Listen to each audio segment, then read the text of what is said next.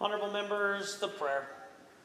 Lord, the God of righteousness and truth, grant to our King, to his government, to members of the Legislative Assembly, and to all in positions of responsibility, the guidance of your Spirit. May they never lead the province wrongly, through love of power, desire to please, or unworthy ideas, but laying aside all private interest and prejudice, keep in mind their responsibility to seek to improve the condition of all. Amen. Please be seated.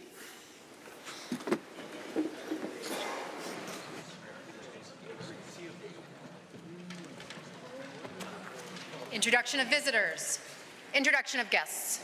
Honourable members, it's my great honour and pleasure to introduce to you and through me. Now, it's said that a speaker should never pick favorites, but I think it's well known that my favourite is here, and it's not the member from Warrenville St. Albert. It is the Honourable Minister of Arts and Culture's mom and dad, who've joined us in the Speaker's Gallery. My favorite, Josie Fur, and followed closely her husband, Tony Fur. Please rise and receive the warm welcome of the Assembly.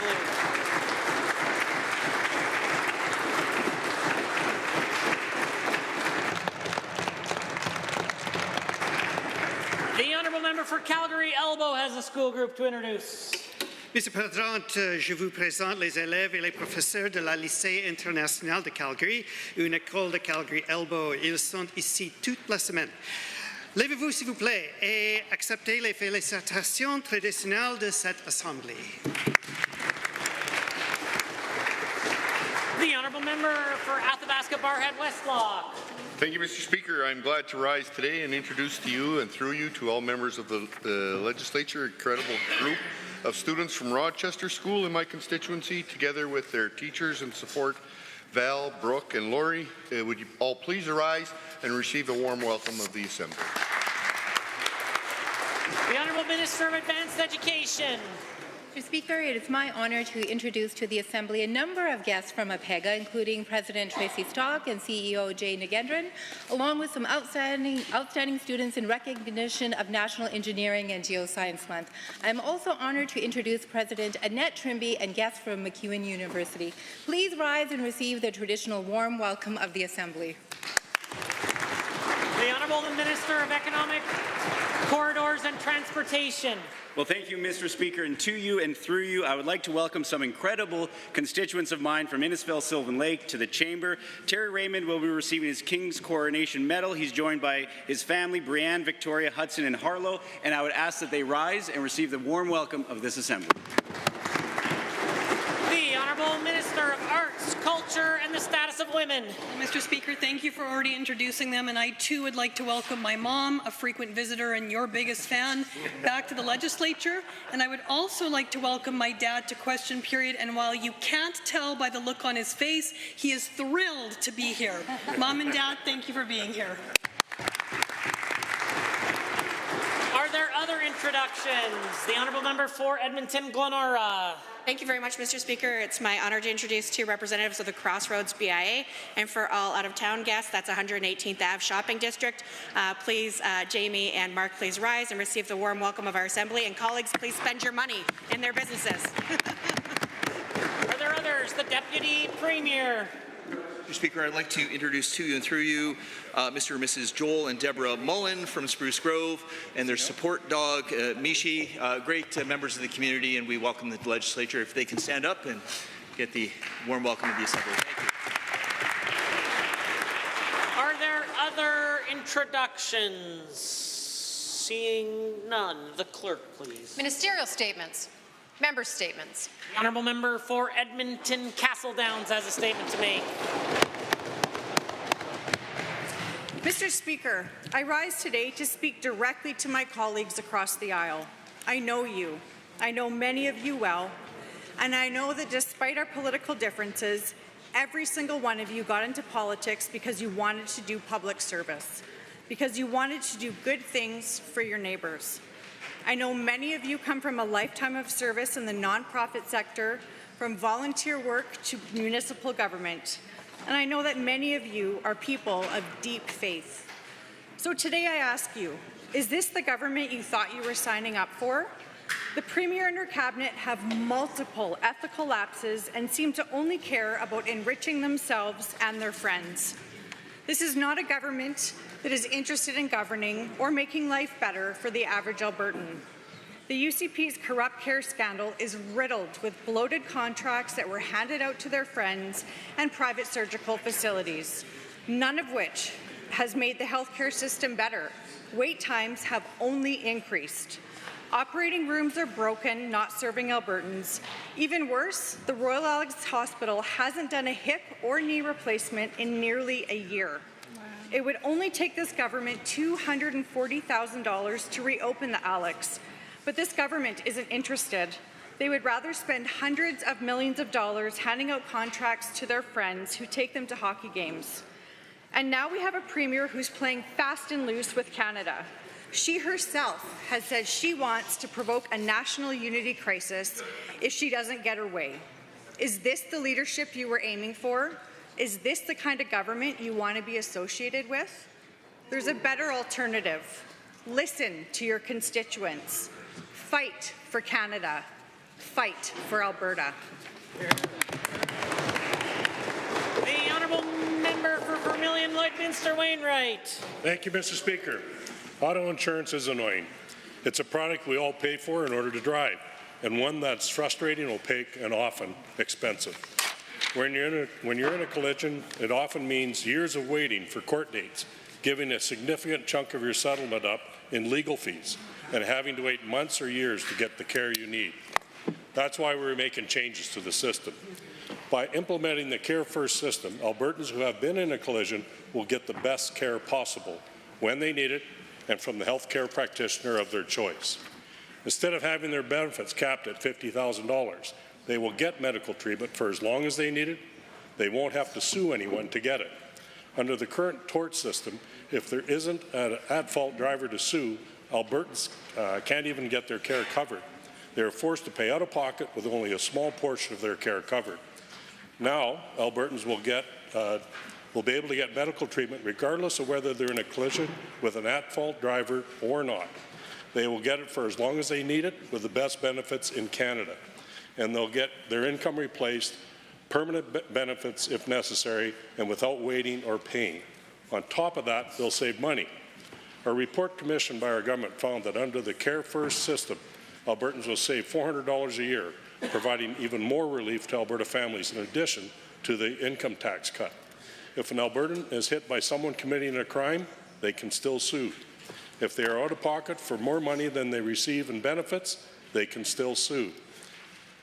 Mr. Speaker, at the end of the day, Care First insurance means just that, care first. Thank you. The Honourable Member for Edmonton Southwest has risen to make a statement. Cuts, chaos, corruption. I know the Premier appreciates the English language, but this particular alliteration lacks any redeeming qualities and has come to define this government's dismal incompetence. The Premier is seemingly more preoccupied with image, theatrics, and hobnobbing with conservative elites in the U.S. than tackling the dizzying number of scandals erupting here at home. Let's start with corrupt care. This government has repeatedly been telling Albertans to just trust us and let us investigate ourselves. There is nothing to see here. But it is now clear that on the very day internal investigators were due to release a report on AHS procurement irregularities, the entire board was fired. To any Albertan and outside observer, this would raise a red flag. But rather than call a public inquiry at the first opportunity to ensure transparency and restore confidence in government, the Premier and her cabinet have been parading a sham investigation that is limited in scope and will do little to get to the bottom of a scandal that is getting bigger by the day with new revelations and allegations of wrongdoing by the most senior officials in the UCP government. All of this chaos isn't just tabloid fodder, it has real impacts on everyday Albertans. In my riding of Edmonton Southwest, I recently heard from a constituent who has been waiting for 18 months for hip surgery and lives with unbearable pain. Another parent with a child with special needs shared with me the heart-wrenching story of how her child has been unable to go to school because of the lack of supports amid the recent education workers' strike. I talked to families with loved ones with disabilities who feel forgotten and bear the brunt of funding cuts by this government.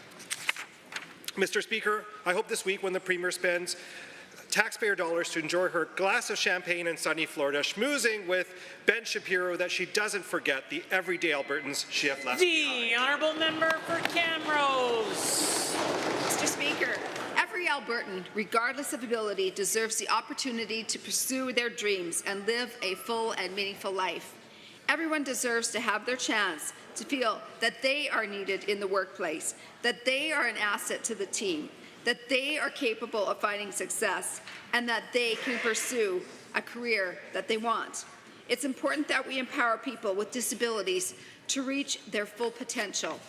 Albertans with disabilities deserve the opportunity to enjoy the benefits of working, such as earning a paycheck, building relationships, developing skills, and providing a sense of purpose, independence, and belonging to a community. I'm incredibly pleased that the Alberta's government is creating a new program to empower Albertans with disabilities to pursue a fulfilling job while continuing to receive the financial, medical, and personal supports they need. I've had the pleasure of serving on the Premier's Council of the Status of Persons with Disabilities alongside numerous extraordinary individuals. Throughout that work, I've heard firsthand about the positive impact that this program will have on the lives of Albertans with disabilities. Albertans with disabilities need supports that meet their unique needs and abilities, not a one-size-fits-all approach. I'm glad to know that the Minister of Seniors, Community and Social Services has committed to additional consultation before the new program is implemented. By listening to Albertans with disabilities and employers, we can ensure that we strike the right balance and create a system that works for everyone. I know that both the Premier's Council and Alberta's Advocate for Persons with Disabilities are going to work tirelessly to ensure that Albertans with disabilities have their voices heard as this program is designed. And at the end of the day, our #1 goal is to improve the quality of life for people with disabilities. Thank you, Mr. Speaker. The honourable member for Calgary Northeast has a statement to make. Mr. Speaker, like many Albertans, I was shaken and heartbroken to see the video of a young woman being attacked at the Calgary City Hall LRT station. No one should ever experience that kind of violence, especially in the heart of our city, at a public transit station which is meant to connect us, not traumatize us. I'm relieved to hear that a suspect has been arrested, but let's be clear, an arrest alone doesn't erase the fear that many Calgarians live with daily. That young woman is someone's sister, someone's daughter, someone's neighbor. She could have been any of us. Mr. Speaker, public safety is not a political talking point. It's a public trust. It is the promise we make with every Albertan that whenever they step out of their home, they will come back home safe. But after 6 years under this UCP government, that promise feels broken. They have stripped away police funding from municipalities, gutted community organizations, and failed to address the root causes of crime, poverty, homelessness, untreated mental health, and addictions. Mr. Speaker, we cannot build a safe society by ignoring the suffering in it. Alberta's New Democrats understand that real safety is more than just reaction. It is prevention. Our public safety blueprint offers real solutions. Yes, it supports law enforcement, but it also supports people. It brings back investment in housing, mental health, harm reduction. Because we know we can't just sweep pain off the streets, we have to heal it at the source. To every Albertan watching, especially those who feel unsafe or unseen, I see you, I hear you, and I will never stop standing up and speaking up for you. Better is not just possible, it is necessary. The honourable member for Edmonton Riverview.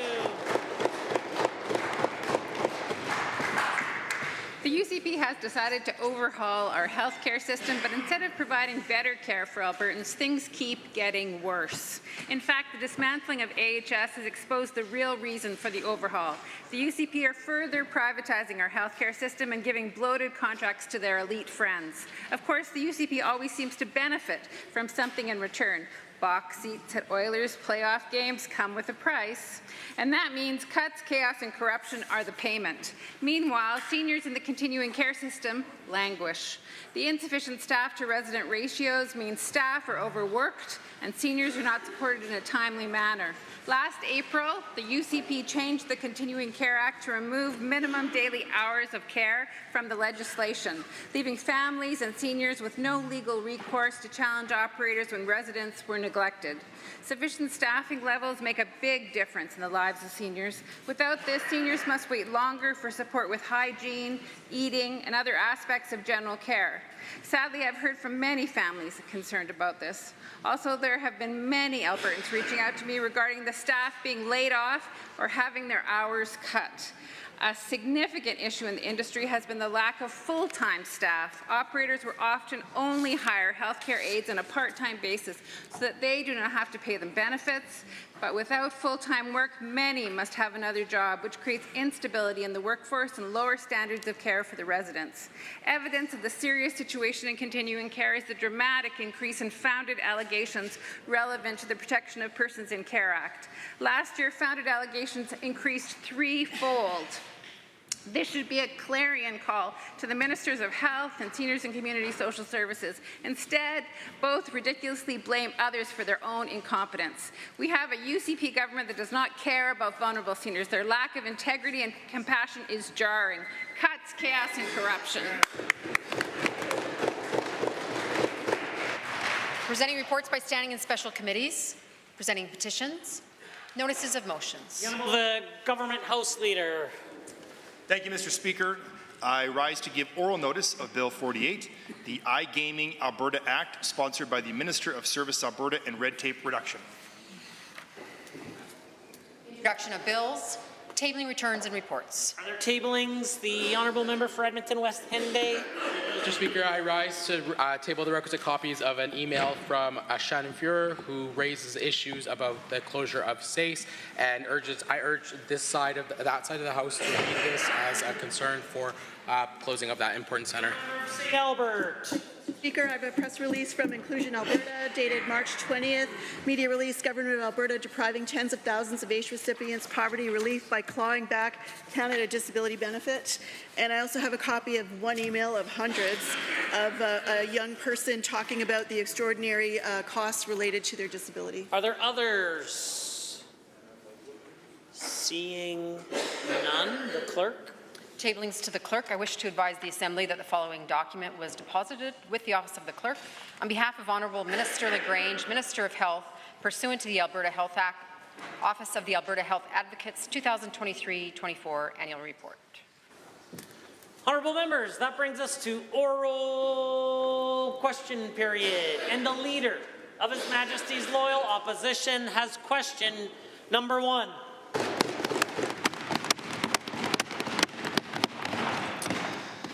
Mr. Speaker, the Premier's call for foreign interference in our Canadian elections should be denounced by everyone. But the Premier never apologizes for wrongdoing, never admits mistakes, and never stands down from the worst possible positions that hurt our province and our country. 2 weeks ago, the Premier told extreme far-right Breitbart media that she would hope, quote, that we could put things on pause is what I've told administration officials, end quote. Why won't the Premier admit that it was wrong to call for foreign interference in Canada's election? Hear, hear. The Honourable the Premier. Well, thank you, Mr. Speaker. Asking for officials not to interfere is the very opposite of interference, and I would hope that the members opposite would like to see everything possible done to ensure that we do not have tariffs imposed on Canada at all on any product. That's what I've been advocating for since November, is what I will continue advocating for. We had some success in our advocacy in getting the administration to realize that energy resources had to be treated in a different way. That was not because of the work of the federal government, Mr. Speaker. That was the work because of Alberta. The Honourable Leader of the Opposition. Speaker, the Premier keeps doubling down on what has been deemed foreign interference by so many across this country. Right. Don Braid, writing in the Calgary Herald, said, quote, her advocacy has shaded into political meddling, end quote. He said she, quote, seems far too cozy with the adversary, saying our national government should be in lockstep with Trump's new direction, could hardly be more tone deaf, end quote. He says the Premier, quote, seems almost infatuated with far-right influencers in America and says the Premier, quote, needs to cancel that speech immediately and then keep quiet. Will the Premier take this excellent advice? The Honourable Premier. Well, Lori-Ann Kempton, the Assistant Secretary to the Cabinet on Communications, says that it doesn't meet the definition of interference, so they're not looking into them. In fact, Mr. Speaker, for months, not only myself, but all the premiers and also the federal government has been doing everything we possibly can to reach out to federal counterparts. We actually were encouraged to do that, to reach out to federal counterparts, to do everything we possibly could in order to prevent tariffs from being imposed. Do you know what's happening, Mr. Speaker? The members opposite haven't made a single phone call. That's the reason why they're attacking us today. The Honourable Leader of the Opposition. Everything possible but traveling to meet in person with other premiers and the Prime Minister. Rick Bell also weighed in about just how bad this is. He wrote a memo to the Premier in the Calgary Herald saying, quote, just stop talking, end quote. And just like Don Braid, Rick Bell says the Premier should cancel her trip to fundraise for the extreme far right with Ben Shapiro. Yeah. Why won't the Premier take that advice, cancel her U.S. speech, stop calling for foreign interference into Canada's election? Yeah. The Honourable Premier. Mr. Speaker, why won't the members opposite just give us one name? One person they called, one effort they took to try to advocate against tariffs. Why don't they tell us what work that they did to try to push back against the federal government wanting to impose export tariffs on our oil and gas, or on our Saskatchewan neighbour on potash and uranium, like the new Prime Minister just threatened once again in the last couple of days? Why is it that the members opposite are, every time push comes to shove, they don't support Team Alberta, they support Team Liberal and Team Carney? They should get on side with Alberta. The Honourable Leader of the Opposition for question 2. Mr. Speaker, I'll admit we have not called any racist Islamophobes who want to annex Canada. Yeah. Mr. Speaker, last week in the never-ending corrupt care saga, Athena Mentzelopoulos filed an additional statement of claim in her court case against this government. She lays further accusations at the feet of this Premier concerning what her office knew about Jitendra Prasad and when they knew it.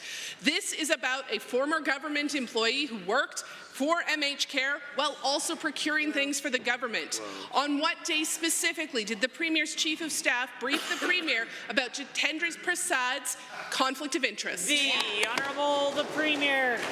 Thank you, Mr. Speaker. There's lots of gossip and rumours and theories, but what we need is facts. And what we have done is responded with our statement of defence in the court of law, and we're going to see how that process plays out. We also have had a lawyer who has looked at and interviewed all of the individuals named in that statement of claim, and we're going to make sure that all of the information is given not only to the Auditor General, but also to the retired judge in Manitoba. We'll get to the bottom of it, Mr. Speaker. The Honourable Leader of the Opposition. Speaker, what would dispel gossip and rumors would be a public inquiry. Yeah. Mrs. Mentzelopoulos says that the then ADM of Health, Darren Headley, texted her on October 30th saying, quote, we're terminating JP's IT access to Alberta Health tonight as well. I will meet with him in the morning to let him know we're putting him on administrative leave, end quote. Then this same official briefed the Premier's Chief of Staff and the Health Minister's Chief of Staff. Clearly, there were deep concerns from the top, and this looks like a cover-up. Why were the two most senior political staff in this government briefed about an IT contract? The Honourable Premier. Thank you, Mr. Speaker. We have said from the very beginning that we are looking into the allegations. We have launched a couple of internal processes as well as external processes. All of the information will be available and it will be reported online in a public document in July. I'm looking forward to seeing if there are some improvements that can be made. We certainly wouldn't want to replicate if there are poor practices that are already within Alberta Health Services. We don't want to replicate those poor practices when we take over procurement in Acute Care Alberta, which begins April 1st. The Honourable Leader of the Opposition. On November 29th, Darren Headley announced Prasad's retirement. That's a month after the Premier and Minister of Health's Chief of Staff were both briefed about the situation with Mr. Prasad's IT access. The strange thing is the Premier's office has known about this for a month before his retirement. What had officials discovered that warranted shutting down Mr. Prasad's access a month before his retirement? Why was this so urgent that the Premier's top political staffer was briefed about it on October 3rd? What did the Premier know when? And when will the Premier understand to restore trust she needs a public inquiry? Honourable the Premier. Thank you, Mr. Speaker. Once again, we have a statement of defence filed. There's a statement of claim that's there as well.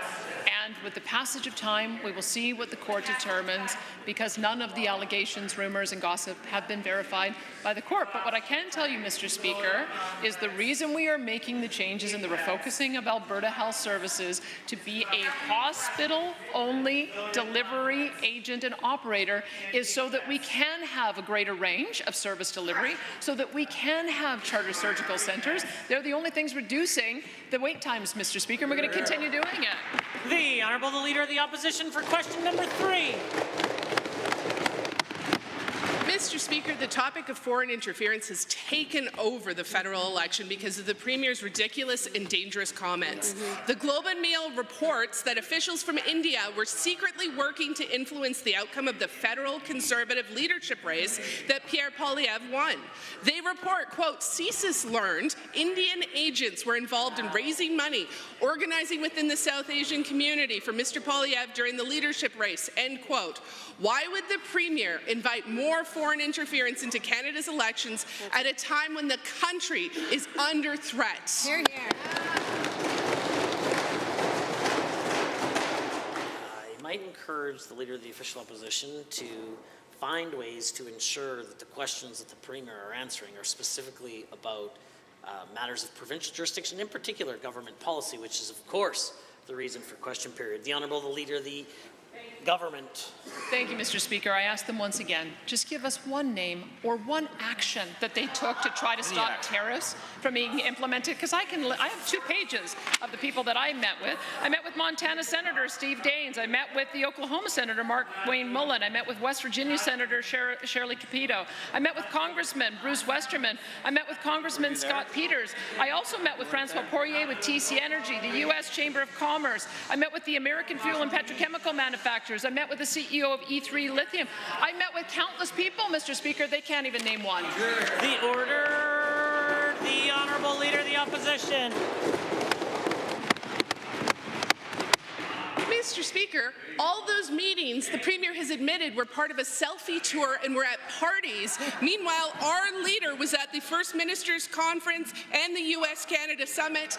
That's where we've been. Yes. Now, the Premier's remarks to Breitbart aren't the only time she's invited foreign interference in Canada's election, and they aren't even the first time she's gone to the extreme far-right Trump supporters in the U.S. to do so.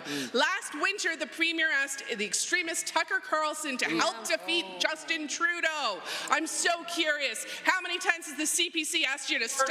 The Honourable Premier. Well, Mr. Speaker, I think their leader spends a lot of time doing TikTok videos, not a lot of time talking to American influencers, because that is the way that you actually influence the decision on tariffs, is you talk.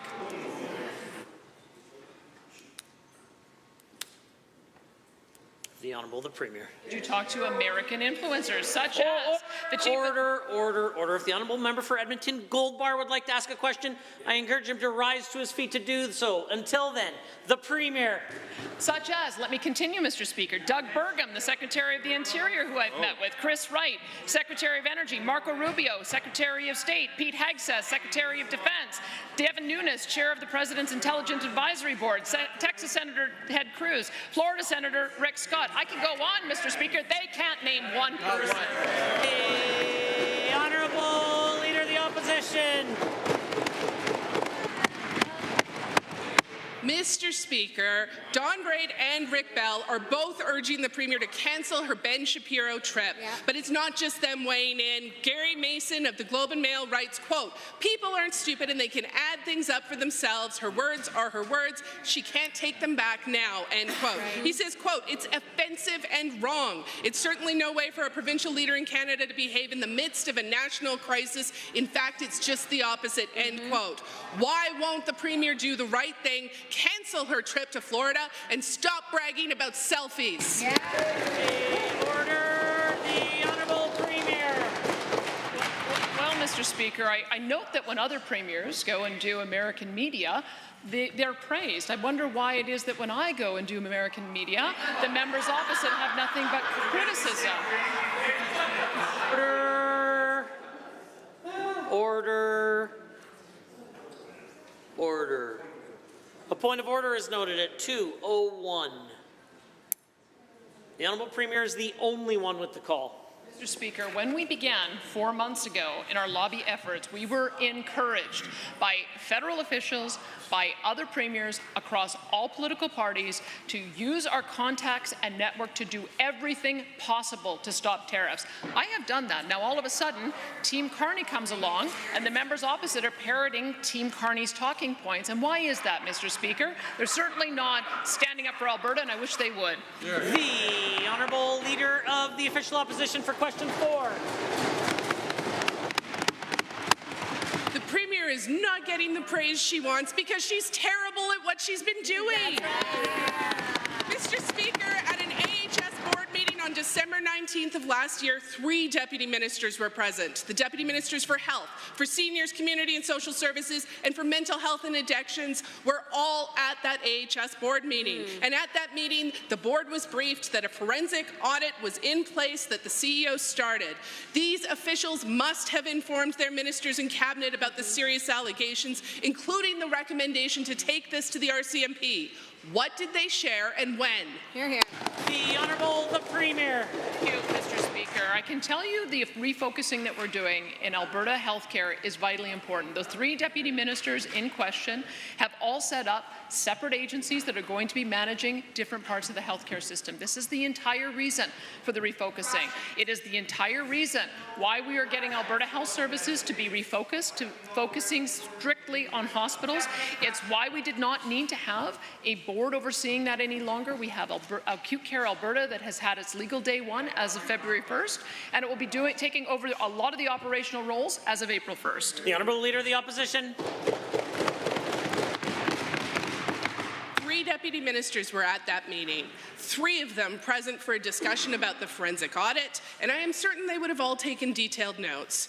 Mrs. Metsalopoulos has claimed, quote, all 3 deputy ministers heard the recommendation by other AHS board members that the investigation potentially be expanded and that the matter be forwarded to the RCMP for potential criminal investigation, end quote. When 3 senior officials learned of the need for an RCMP investigation into criminal matters involving this government, why did nobody call the cops? The Honourable the Premier. Thank you, Mr. Speaker. If you look at this statement of defence, it clearly states that there was no reason why the government couldn't proceed with extending the contract for ASG. That is what the report said, Mr. Speaker. That was what was quoted in our statement of defence, and that is the reason why we are looking at to see if there is any evidence whatsoever of wrongdoing. We have an independent judge who is looking at the same evidence, including the 2 reports in question. We are also having internal review, and in addition to that, we are making sure that the Auditor General has what he needs. The Honourable Leader of the Opposition. We are looking is not good enough. We need an independent inquiry. Now, 3 deputy ministers heard serious accusations about criminal activity December 19th of last year. Instead of taking action, this Minister of Health fired the CEO. This Minister of Health fired the board, and then they put gag orders on all of the staff, swept it under the rug and pretend nothing was happening. When 3 of her government's most senior officials learned of criminal activity accusations in her government, despite the answers given in this House across weeks, I find it hard to believe that no one briefed the Premier. When did you learn of these things? The Honourable the Premier. Mr. Speaker, I mean, we were waiting to see if there was any credible allegations that had come forward that required our action, and there weren't. And quite frankly, that is the reason why we are continuing the investigation with an external judge, former judge in Manitoba, as well as the Auditor General. The member opposite well knows that the Auditor General can speak to both current and former employees. We encourage him, as well as the judge from Manitoba, to do a thorough and comprehensive investigation and give us some advice on whether any wrongdoing has occurred and whether any changes need to be made. The Honourable Leader of the Opposition. Mr. Speaker, Lisa Young, a University of Calgary professor, wrote that the Premier, quote, wasn't asking them not to levy tariffs, but to postpone them until after the election. Is her position that tariffs aren't a problem in and of themselves, but only if it helps the Liberals, end quote? Yeah. It's a good question. The Premier should have been demanding that tariffs are cancelled, not paused. That's right. There are tariffs in place right now, with more to come next week. Why would the Premier barter away Canadian free elections for Pierre Poilievre? Hear, hear. The Honourable the Premier. Thank you, Mr. Speaker. I have consistently said that our position is that we should have a tariff-free relationship between Canada and the United States. All provinces, all products, and make sure that we don't see any imposition in the future, whether now, whether in the middle of election, whether after the election, or ever. My position has stayed the same. I've repeated it time and time again. I've repeated it in meetings with American officials. The members opposite have done zilch, Mr. Speaker. That is what we're learning today in the questioning of me. They have done absolutely nothing to try to defend Alberta, absolutely nothing to stop tariffs from coming in. Maybe they're feeling a little defensive, Mr. Speaker. The Honourable Leader of the Opposition. That is not what she said on Breitbart, and we have the recording. That's right. Given that Professor Young goes on to say, quote, let's take a moment to consider the sheer stupidity of bragging about this to a media outlet. Breitbart isn't exactly mainstream journalism, but the news in the title does suggest they are likely to publish what you say to them, end quote. Yeah. And given that no Albertan asked the Premier to go on Breitbart News, and given that Albertans do expect the Premier to stand up for Canada, why is she so willing to do anything for Team Trump instead of anything for Team Alberta? Here. The Honourable the Premier. Mr. Speaker, if the members opposite had any contacts at all in the United States and had done any work at all to try to stop tariffs, what they would understand is that you have to speak to influencers in the United States in order to get a breakthrough. And I can tell you, Mr. Speaker, we've already heard Energy Secretary Chris Wright saying it is his expectation that there will be zero tariffs when we get to April 2nd on energy. And the reason for that is because of the work that we have done with the American Petroleum Institute, the pipeline companies, the refiners, in convincing the administration it's a bad idea. That's the work we're doing, Mr. Speaker. The Honourable Leader of the Opposition. The Premier keeps taking credit for others' work. In January, she said she wasn't asking for carve-outs, and then she took credit for them. It's ridiculous. Given that Professor Young says the Premier would be wise to cancel her trip to the, quote, Trumpian PragerU, end quote, and given that she says, quote, the best gift she could give Poilievre would be to retreat to Panama for the next 6 weeks to avoid reminding voters elsewhere in Canada of the ties between some Canadian Conservatives and the MAGA movement, end quote, does the Premier not realize how much damage she's done to Canada by encouraging Trump interference?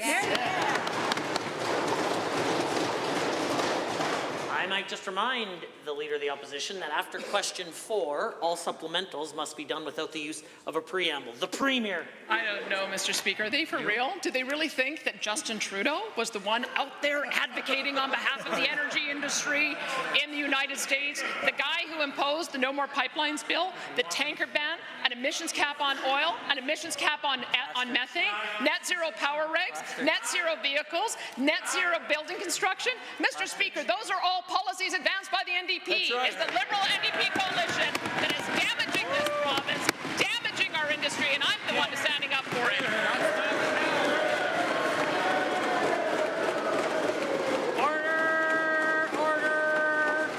Order. The Honourable Member for Fort Saskatchewan-Vegreville. Thank you, Mr. Speaker. Ensuring kids have access to sport and recreation is incredibly important.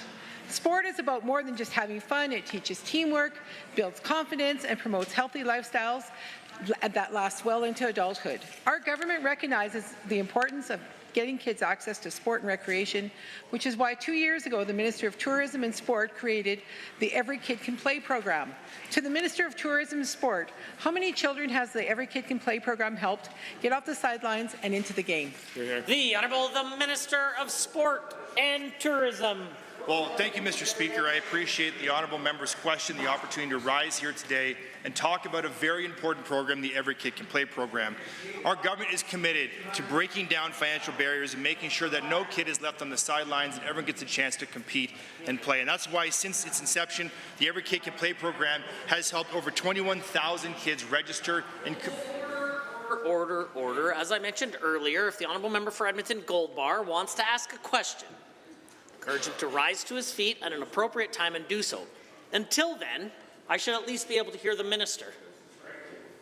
Mr. Speaker, we can disagree on quite a bit in this chamber, but I find it a bit odd that the member from Edmonton Gold Bar is protesting helping underprivileged kids get off the sidelines and play sports and recreate, Mr. Speaker.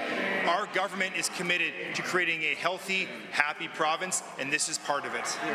Order. The Honourable Member for Fort Saskatchewan-Vegreville. Mr. Speaker and Minister, given the outstanding success of Every Kid Can Play program, supporting families in need across our province so they can access sport and recreation programs through registration assistance, and given in the face of the current economic uncertainty, there continues to be families that need support in order to register their children in sport and recreation programs. To the same Minister, how does Budget 2025 continue to support the Every Kid Can Play program and break down financial barriers to accessing sport and regulation? The Honourable Minister of Tourism and Sport. Well, thank you, Mr. Speaker. This program actually started coming out of COVID. It was called Return to Play. It was a $4 million program encouraging underprivileged kids to get back in the field of play after the global pandemic. It was so successful that we increased the budget by we doubled the budget, Mr. Speaker, to $8 million, and we've held that firm because we know, Mr. Speaker, that this is changing lives. Mr. Speaker, imagine all the kids whose families have to make that difficult decision between paying grocery bills, between paying the mortgage, and making sure that kids have a chance to play. And I don't know what the member from Edmonton Gold Bar has against that. The Honourable Member for Saskatchewan-Vegreville. Thank you, Mr. Speaker. Given that access to sport and recreation is limited by more than just financial barriers, but also by the number of spots available in these programs, and given that these programs are often non-profits run by passionate volunteers and parents who believe in the importance of sport, and given these programs are funded almost entirely through registration fees and donations where hard work is needed to keep the cost of registrations down, to the same Minister, how is Alberta's government supporting these community and provincial non-profits that provide sports programming? The Honourable Minister. Well, thank you, Mr. Speaker. The Every Kid Can Play program also supports incredible community and provincial level nonprofits that provide sport and recreation programming for youth, reducing the financial pressures on those amazing organizations and can open doors for even more kids across Alberta. Budget 2025 through the Every Kid Can Play program has $5.5 million that will go towards supporting more than 100 nonprofits that provide sports programming for children and youth, Mr. Speaker. These are programs that otherwise would not be able to train coaches, rent facilities, rent equipment. Mr. Speaker, these kids are becoming healthier because they get a chance to play. The Honourable the Leader of the Official Opposition has question number 7. The corrupt care scandal keeps growing. The former CEO flagged serious concerns when an employee was caught working for MH Care at the same time as he was working for government. The Minister and Premier's staff pressured the AHS CEO to sign bloated contracts for private surgical centres that cost more than public surgeries. And the Minister fired the AHS board the day they were supposed to get the results of the investigation. Albertans know that something is rotten here. Will the Premier admit the government's cover-up isn't working and call a public inquiry? The Honourable the Minister of Health. Mr. Speaker, and as the Premier has said, and I have said repeatedly, and many others here have said, there is an investigation, an independent investigation by former Judge Wyatt, as well as an Auditor General investigation. We want to get down to the bottom of things, and in the meantime, Mr. Speaker, I'm very proud to say that we are making great strides with the refocusing. We are seeing tremendous work happening. In fact, Mr. Speaker, we have 460 274 more registered physicians at the end of December of 2024. It results in a 4% increase in physicians from 2023. The Honourable Leader of the Official Opposition. Given the health minister is alleged to have said to the former AHS CEO, quote, "I think you've done some phenomenal things in Alberta Health Services, like honestly, I really do," end quote. And given that just weeks later the government wrapped up her internal investigation, ordered the halt of a forensic audit, and fired the CEO, and given that it appears the former CEO has recordings of what really transpired, will the government turn over any recordings that they have of meetings with the CEO or other health officials to the RCMP and the Auditor General today, and will they call on all those involved to do the same? The Honourable the Minister of Justice. Speaker, we've said time and again that we will work with whatever investigative bodies are looking into this event, but here's the reality of what actually transpired, Mr. Speaker. We had a former AHS CEO that actively concealed the results of multiple investigations that she herself began, and the reason for that was it didn't tell her what she was hoping to hear, Mr. Speaker. That's what actually happened. That's what's articulated in the Statement of Defence. We're happy to share that with the opposition, who obviously haven't read it yet, and will continue to defend this as we have. Will the Leader of the Opposition. Given that on December 13th, the minister and then CEO met to discuss serious concerns involving Mr. Prasad, also known as their guy, given that December 16th, AHS was told to move forward with the hand-picked private surgical centre because the Premier had made commitments, and given that the former CEO says that political interference around AHS-funded procurement had become commonplace to the Premier, will the government finally admit that they are in too deep and that a sham investigation is not working, and finally call an independent public inquiry?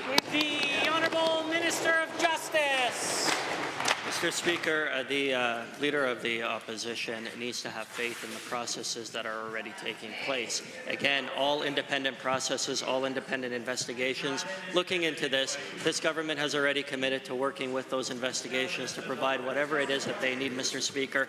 I don't think that the member has any faith in this, but we certainly do in the independent offices of this legislature. The Honourable Member for Edmonton Meadows.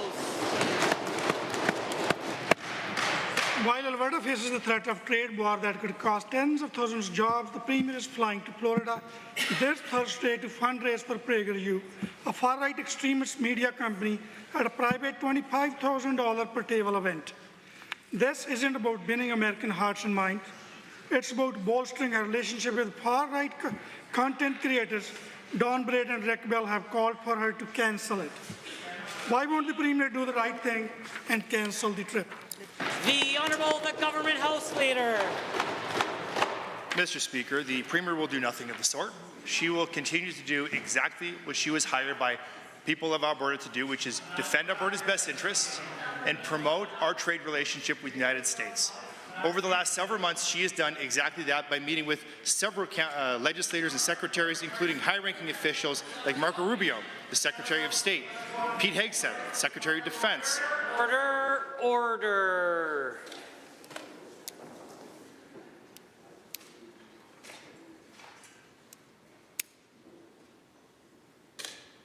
The Minister of Tourism, the Government House Leader. Mr. Speaker, including Texas Senator Ted Cruz. Mr. Speaker, at any point, the Premier could pick up the phone, call these individuals, and continue to make the case for Alberta. Maybe the NDP should pick up the phone and ask Justin Trudeau for some direction. The order, the Honourable Member for Edmonton Meadows. Given that while many Albertans are trying to keep their money within the country's borders, this Premier is spending their tax dollars flying to Florida to court far-right extremist influencers. Given that, according to her press secretary, their goal is to, quote, message with an active, engaged, and influential U.S. audience. But a recent poll shows 93% of Americans don't even want to take over Canada. Talking to far-right extremists won't convince anyone else. It only weakens Alberta's place on Team Canada. So why is the Premier still going? Yeah. The Honourable the Government House Leader. Thank you, Mr. Speaker. I can tell you that Alberta is on Team Canada. We're simply asking Team Canada to be on Team Alberta as well. Mr. Speaker, that includes supporting our best interests, which is improving our relationship with the United States.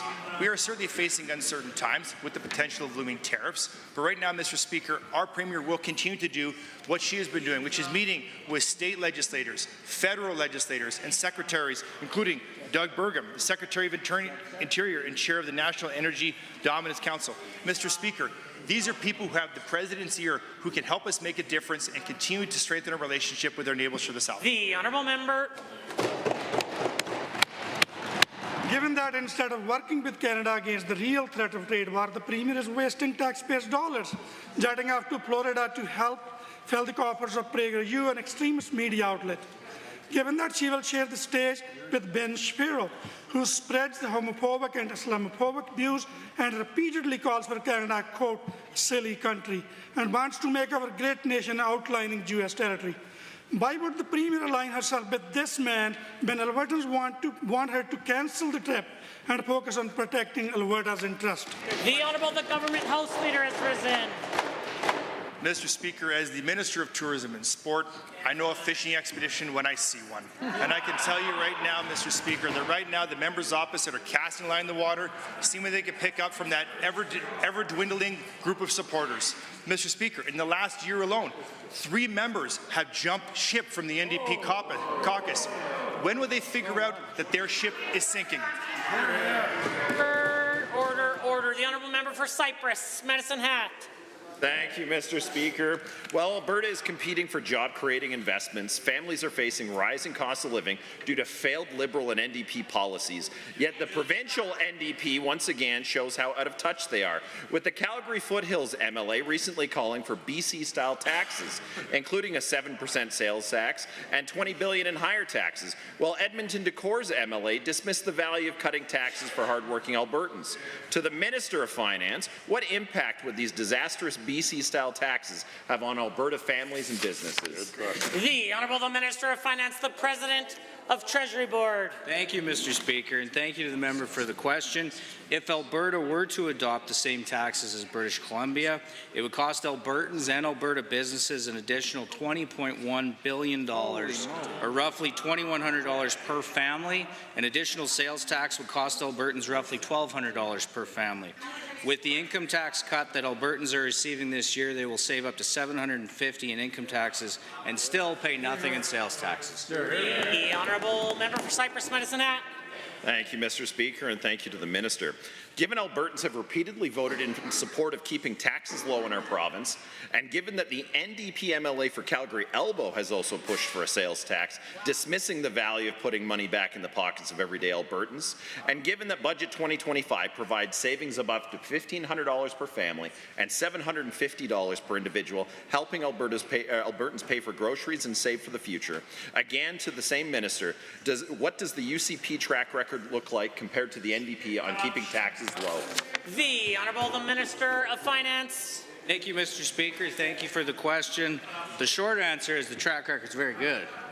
The NDP brought in the largest tax increase in Alberta history with the carbon tax, the tax they legitimized in this very chamber for the Liberal government in Ottawa to bring forward. Absolutely shameful. They raised taxes on job creators and businesses. They raised income taxes and more.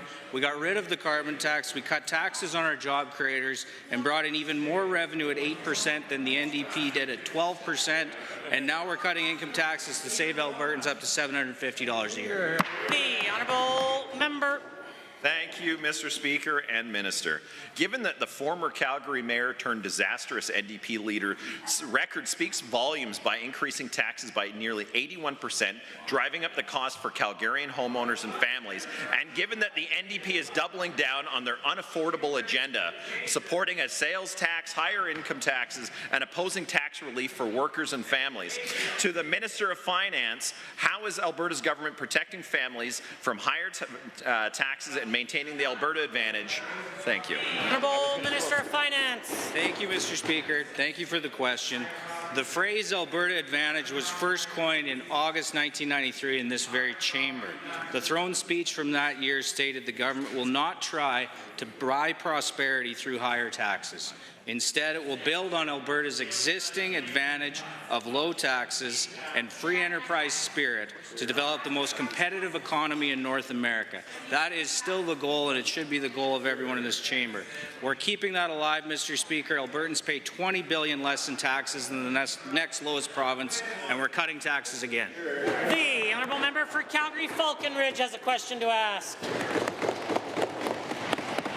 Mr. Speaker, back to political interference in our elections. Columnist Gary Mason writes of the Premier in the Globe and Mail. She urged U.S. administration officials to pause the tariff threat until after the election. He goes on to say, that looks like a Canadian Premier asking a foreign government to do something to alter the outcome of an election campaign in order to help the party and the federal leaders she supports. Mr. Speaker, why won't the Premier apologize for this national unity crisis caused by her calls for U.S. political interference in our elections? The Honourable Minister of Justice. Mr. Speaker, the Premier will do no such thing because there was no interference whatsoever. Any suggestion that the Premier interfered by asking the U.S. to interfere with the Canadian elections is absolutely absurd. The opposition knows this, everybody knows this, but they can spin and make up facts all that they want. Mr. Speaker, the Premier from day one has been defending both Alberta and Canadian interests day in and day out, and she'll continue to do that for the benefit of not only Albertans but of all of Canada. The honourable member for Calgary-Falconridge. Given that, Mason writes, if a provincial premier met with officials of the Communist Party of China, which was in the process of trying to destroy this country with brutal tariffs, and asked them to halt those economic threats until after a federal election campaign was over in order to better guarantee the result the Premier was hoping for, there would be national outrage. Mr. Speaker, Conservatives would be outraged if such a thing occurred. So why is it okay when the Premier called for Trump to interfere in our Canadian elections? Good question. The Minister of Justice. Mr. Speaker, I wonder why the honourable member doesn't express the same anger and frustration with the $250 million loan that Mark Carney received from China. That's a bigger question that I think he should be standing up in this House and waving his hands in the air, Mr. Speaker, and speaking out against that. The fact of the matter is, Mr. Speaker, this Premier has been working day in and day out from the very onset to defend Alberta's interests, to defend Canadian interests. This is the Premier of Alberta and of the rest of Canada, Mr. Speaker. We'll stand by her till the end. The honourable member for Calgary-Falconridge. Given that Mason goes on, people aren't stupid and they can add things up for themselves. Her words are her words and she can't now take them back. He concludes with, it's offensive and wrong. It's certainly no way for a provincial leader in Canada to behave in the midst of a national crisis. In fact, it's just the opposite. This Premier is offside with opinion leaders, experts on elections, and the Alberta public. Why won't she apologize for inviting Trump to politically interfere in our elections? The Honourable Minister of Justice. Mr. Speaker, the only real expert on this is Canada's Chief Electoral Officer. He's weighed in already and he has said in no uncertain terms. There are rules on spending and third-party activities. He's weighed in on foreign interference, and he says the facts that you refer to do not trigger any of these, Mr. Speaker. The opposition needs to take lessons, if not from us, from Canada's Chief Electoral Officer. The NDP record on the Liberal NDP coalition is very, very clear. They do not support Alberta. They do not support Canada. They only support Team Carney, Mr. Speaker. That's not what we stand for at all. The honourable member for Grand Prairie. Thank you, Mr. Speaker. Alberta holds the third largest oil reserves in the world, containing approximately 165 billion barrels of oil, accounting for 97% of Canada's total proven reserves. With these vast energy reserves, our government has signed an agreement with Enbridge, which the Premier has stated will increase exports of the province's heavy oil to the United States. This will expand pipeline capacity and strengthen Alberta's oil and gas industry. To the Minister of Energy and Minerals, how can agreements like this benefit our economy, especially in an uncertain future and relationship with the United States? The Honourable Minister of Energy. Thank you, Mr. Speaker, and thank you to the hard-working member for the great question. It is true agreements like this are critical to economics for Alberta's future, Mr. Speaker. It gives certainty, it gives clarity to industry. They know they can come to Alberta and invest. Just don't do it with the federal government, Mr. Speaker. We saw what a mess they made of the Trans Mountain expansion, but the truth is we need more access to Tidewater. We need more opportunities to get our products to other nations. It's quite simple. The more pipelines we have to the coast, the more international markets we can reach. And Mr. Speaker, it'd sure be nice to see the NDP support a pipeline for a change instead of protesting. The honourable member for Grand Prairie. Thank you, Mr. Speaker. Given that Alberta will now collect bitumen royalties in kind in addition to conventional royalties in kind, helping secure top prices for oil resources and positioning Alberta as a significant growing player in the energy market. And given that these royalty changes will promote increased pipeline capacity and could enable the overseas transport and sale of approximately 2 million barrels per month, could the same minister please explain why the bitumen royalties in kind is being implemented and elaborate on how it will impact our oil and gas industry? The Honourable Minister of Energy. Give more certainty, more predictability, Mr. Speaker, and more options for Albertans to get more value out of their oil resource. This product belongs to Albertans, Mr. Speaker, and we take that very seriously. The potential combined volume of bitumen and conventional oil will turn the province into a major player on the global scene. This will put us above most players, Mr. Speaker. This will help the province to de-risk future infrastructure projects. And, Mr. Speaker, more important, it's going to mean more production, more jobs, more money for schools, hospitals, and all those things Albertans want, Mr. Speaker, and less NDP. The honourable member for Grand Prairie. Well, thank you, Mr. Speaker. Given that a potential trade war could impact our oil exports to the United States, and given that while we will continue to pursue a primarily diplomatic approach in dealing with U.S. delegates, we will also respond to any unjust U.S. tariffs in a measured way to protect Alberta's interests. And further, given that Alberta can be a significant contributor and world leader in exporting oil internationally, could the Minister of Jobs, Economy and Trade please explain to this House the strategic plan for expanding our oil and gas exports markets internationally? The Honourable Minister of Jobs, Economy and Trade. Thank you, Mr. Speaker. Alberta's strategic plan for expanding our export markets focuses on diversification and diplomacy. In 2024, Alberta's exports reached $182 billion, a 4.2% increase, with key markets including the U.S., China, Japan, South Korea, and Mexico. We're actively diversifying into sectors like agriculture, technology, and clean energy, while building on our leadership, our global leadership in traditional energy. The Alberta Export Expansion Program is empowering small, medium-sized Alberta businesses to promote their products, build global partnerships, and join us on international trade missions. And we're going to keep helping them succeed. Thank you. The honourable member for Edmonton-Decore has a question. Since Donald Trump came to power, Canada has faced existential sovereignty and economic threats. Albertans are outraged and expect their government to demonstrate leadership in these challenging times. The Premier failed to show such a leadership by standing alongside with Canadian premiers and preferred to voice her views on Breitbart Media, where she used the tariff threats as political opportunity. Why is the Premier ashamed to stand alongside with fellow Canadian premiers, yet finds a lot of time to sit down with extreme far-right Trump supporters? The Honourable the Government House Leader. Mr. Speaker, when it comes to building relationships with our federal counterparts and members of the state and federal legislatures across the United States, we will take no lessons from the members opposite. I don't think there's a single person on that side who could pick up the phone and call anyone across the line, Mr. Speaker, because they don't believe in that. They don't even think that it was important to go to Ottawa and talk to Justin Trudeau when Bill C-69 was introduced when they were in government. They're not even on Team Alberta, Mr. Speaker, and this side of the House will defend Alberta and will defend the people here in this province. The honourable member for Edmonton-Decore. Given that the Premier didn't go to the First Ministers' Conference or the US-Canada Summit, the Alberta NDP leader was there. While she is in Florida, our leader will be meeting with Canadian and US leaders in Toronto.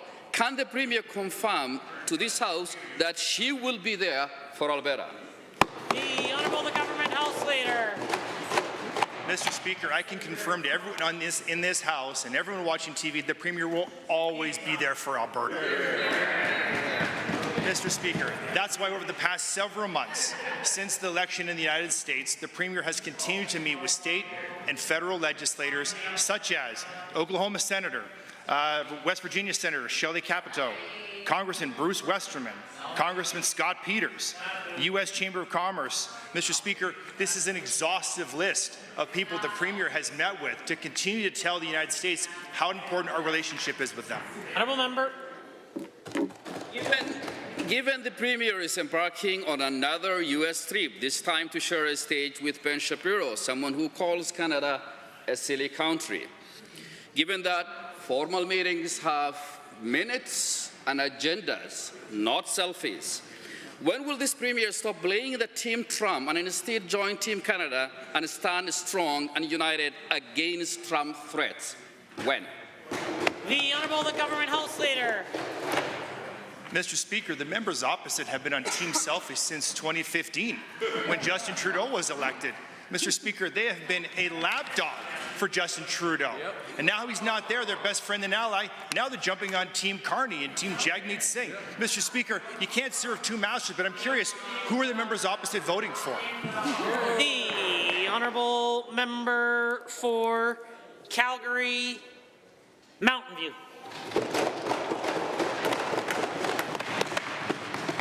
Yesterday, the Premier put her English degree to good work, playing word games. But Albertans aren't buying her word salad. The Premier would have us believe that pushing members of the Trump administration to pause tariffs until after the Canadian election is just business as usual diplomacy. But it isn't. Can the Premier, or really anyone over there, explain how asking a foreign government to take action to affect the outcome of a Canadian election is anything other than interference? The Honourable Minister of Justice. Mr. Speaker, the reason why the Premier made the comments that she made was because we have no parliament to defend us on our behalf. There's no parliament in this country to negotiate with our foreign neighbours, Mr. Speaker. The fact of the matter is that this Premier has been doing what we elected our federal officials to do. Unfortunately, they've failed us miserably, and so the Premier of Alberta has been defending not only Alberta but the rest of Canada and Canada's interests to the United States and all across. A point of order is noted at 236. The Honourable Member for Calgary Mountain View. Given, Mr. Speaker, that the problem is this Premier's refusal to be on Team Canada, and given that the Premier admitted on alt-right radio, no less, that she asked officials in the Trump administration to take action to influence a Canadian election, apparently as what she thinks are her normal duties, and given that she has so far refused to tell Albertans who she spoke to in the Trump administration, will the Premier tell us who is it she asked to interfere in a Canadian election? The Honourable the Minister of Justice. Well, Mr. Speaker, once again, I think we've made it abundantly clear, but the Premier asked that U.S. officials refrain from placing any tariffs until we actually had a government and a parliament in Ottawa that could negotiate under CUSMA or renegotiate the terms.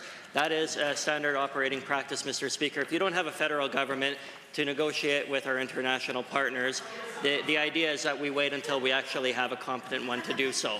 Unfortunately, we have not had one for some time because the federal overlords that run the NDP party in Alberta are in hiding, and so unfortunately, Mr. Speaker, we have to wait until the next federal election. The order, the Honourable Member for Calgary Mountain View.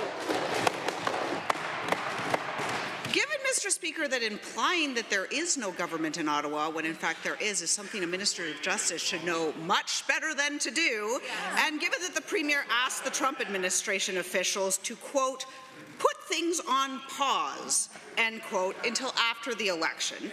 And given that these Trump tariffs have real and devastating impacts on the lives of Albertans, on our costs, on our jobs, and more, why did the Premier fail to call for an end to tariffs rather than just a pause when she met with U.S. officials? Honourable Minister Seniors, the Honourable Minister of Justice.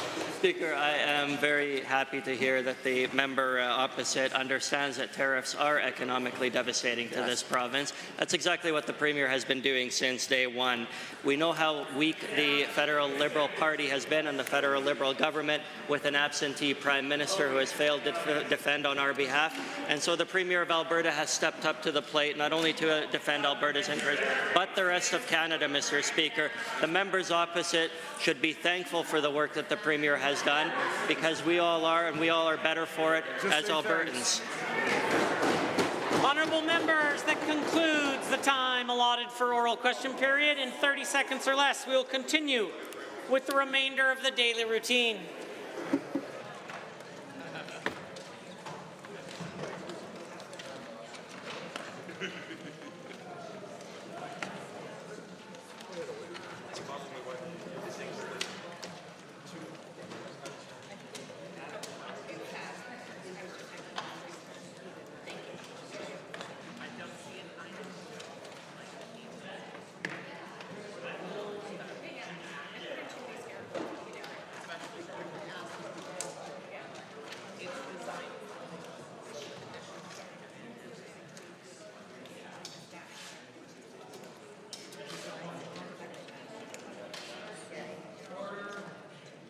Order, order. Honourable members, we are now at points of order, and at 2:01, the Government House Leader rose on a point of order.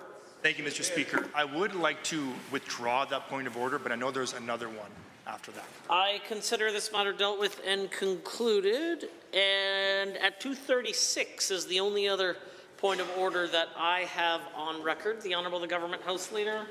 Yes, Mr. Speaker. Just bear with me for a moment as I go through this, because I believe that this point of order called, the word used in isolation would not be a point of order, but I rise on 23 HI and J. At the time noted, Mr. Speaker, the Minister of Justice was speaking and answering a question with regards to relationships with the United States. And I think, if I'm really paraphrasing this, something to the effect of the Premier has engaged in, and then at the exact same time as that word was finished, the word in, the member from Edmonton and Glenora said corruption. Now again, Mr. Speaker, in isolation, this word would not rise to the level of point of order. And maybe even in today your ruling, you may not see it as a point of order. However, you cannot do indirectly, but you cannot do directly.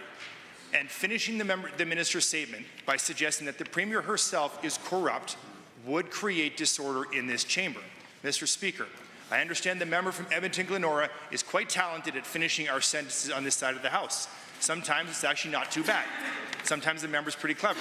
But in this instance, to suggest that a member of the government, particularly the Premier, is engaged in corruption, I think is unparliamentary. And I would ask that you would consider this and future rulings as being a point of order. The Opposition House Leader. The Leader of the Opposition. Oh, thank you very much, Mr. Speaker. In this case, under 23 HI and J, I do not believe this is a point of order. I believe that this is a matter of debate, that as the Minister of Justice was speaking, assuming that the Government House Leader's accounting is correct, because I will admit, Mr. Speaker, without the benefit of the blues, I do not know for sure what was said, but the frequent use of short, relevant, witty interjections in this place is common practice. I believe that this is a matter of debate because the fundamentals of the issues of corruption are what this chamber has been embroiled in for weeks now. And we will continue to be talking about these in questions and also as the dialogue continues in this chamber. There was certainly, I know, knowing the member from Edmonton Glenora as well as I do, no intention to accuse an individual in any way, shape, or form, but rather to participate in debate in this place as per the practice of this place. I believe it's a matter of debate. I leave it to your hands, Mr. Speaker. Are there others? I am prepared to rule, and I sort of have the benefit of the blues. I do not have the benefit of all of the words that were spoken, in particular the words of the Honourable the Minister of Justice when he was speaking. What I can say is the Honourable Member for Edmonton Glenora can be heard and is noted in the blues at 2:36 and 37 seconds saying corruption at 41 seconds saying cover up, and at 44 seconds saying interference. What I will say is on March 20th, 2025, page 2615 of Hansard, the Speaker of the day said, "As I've said on numerous occasions, just because something is a point of order today doesn't necessarily make it a point of order tomorrow. There are a number of parameters and challenges, including context, precedent, all sorts of things, that the Speaker uses. I do think that in this case it has risen to the level of point of order, and I will ask the Honourable Member for Edmonton-Glenora to apologize and withdraw. I also think in this case, you know what, in this case, I will say this, that without the benefit of whether or not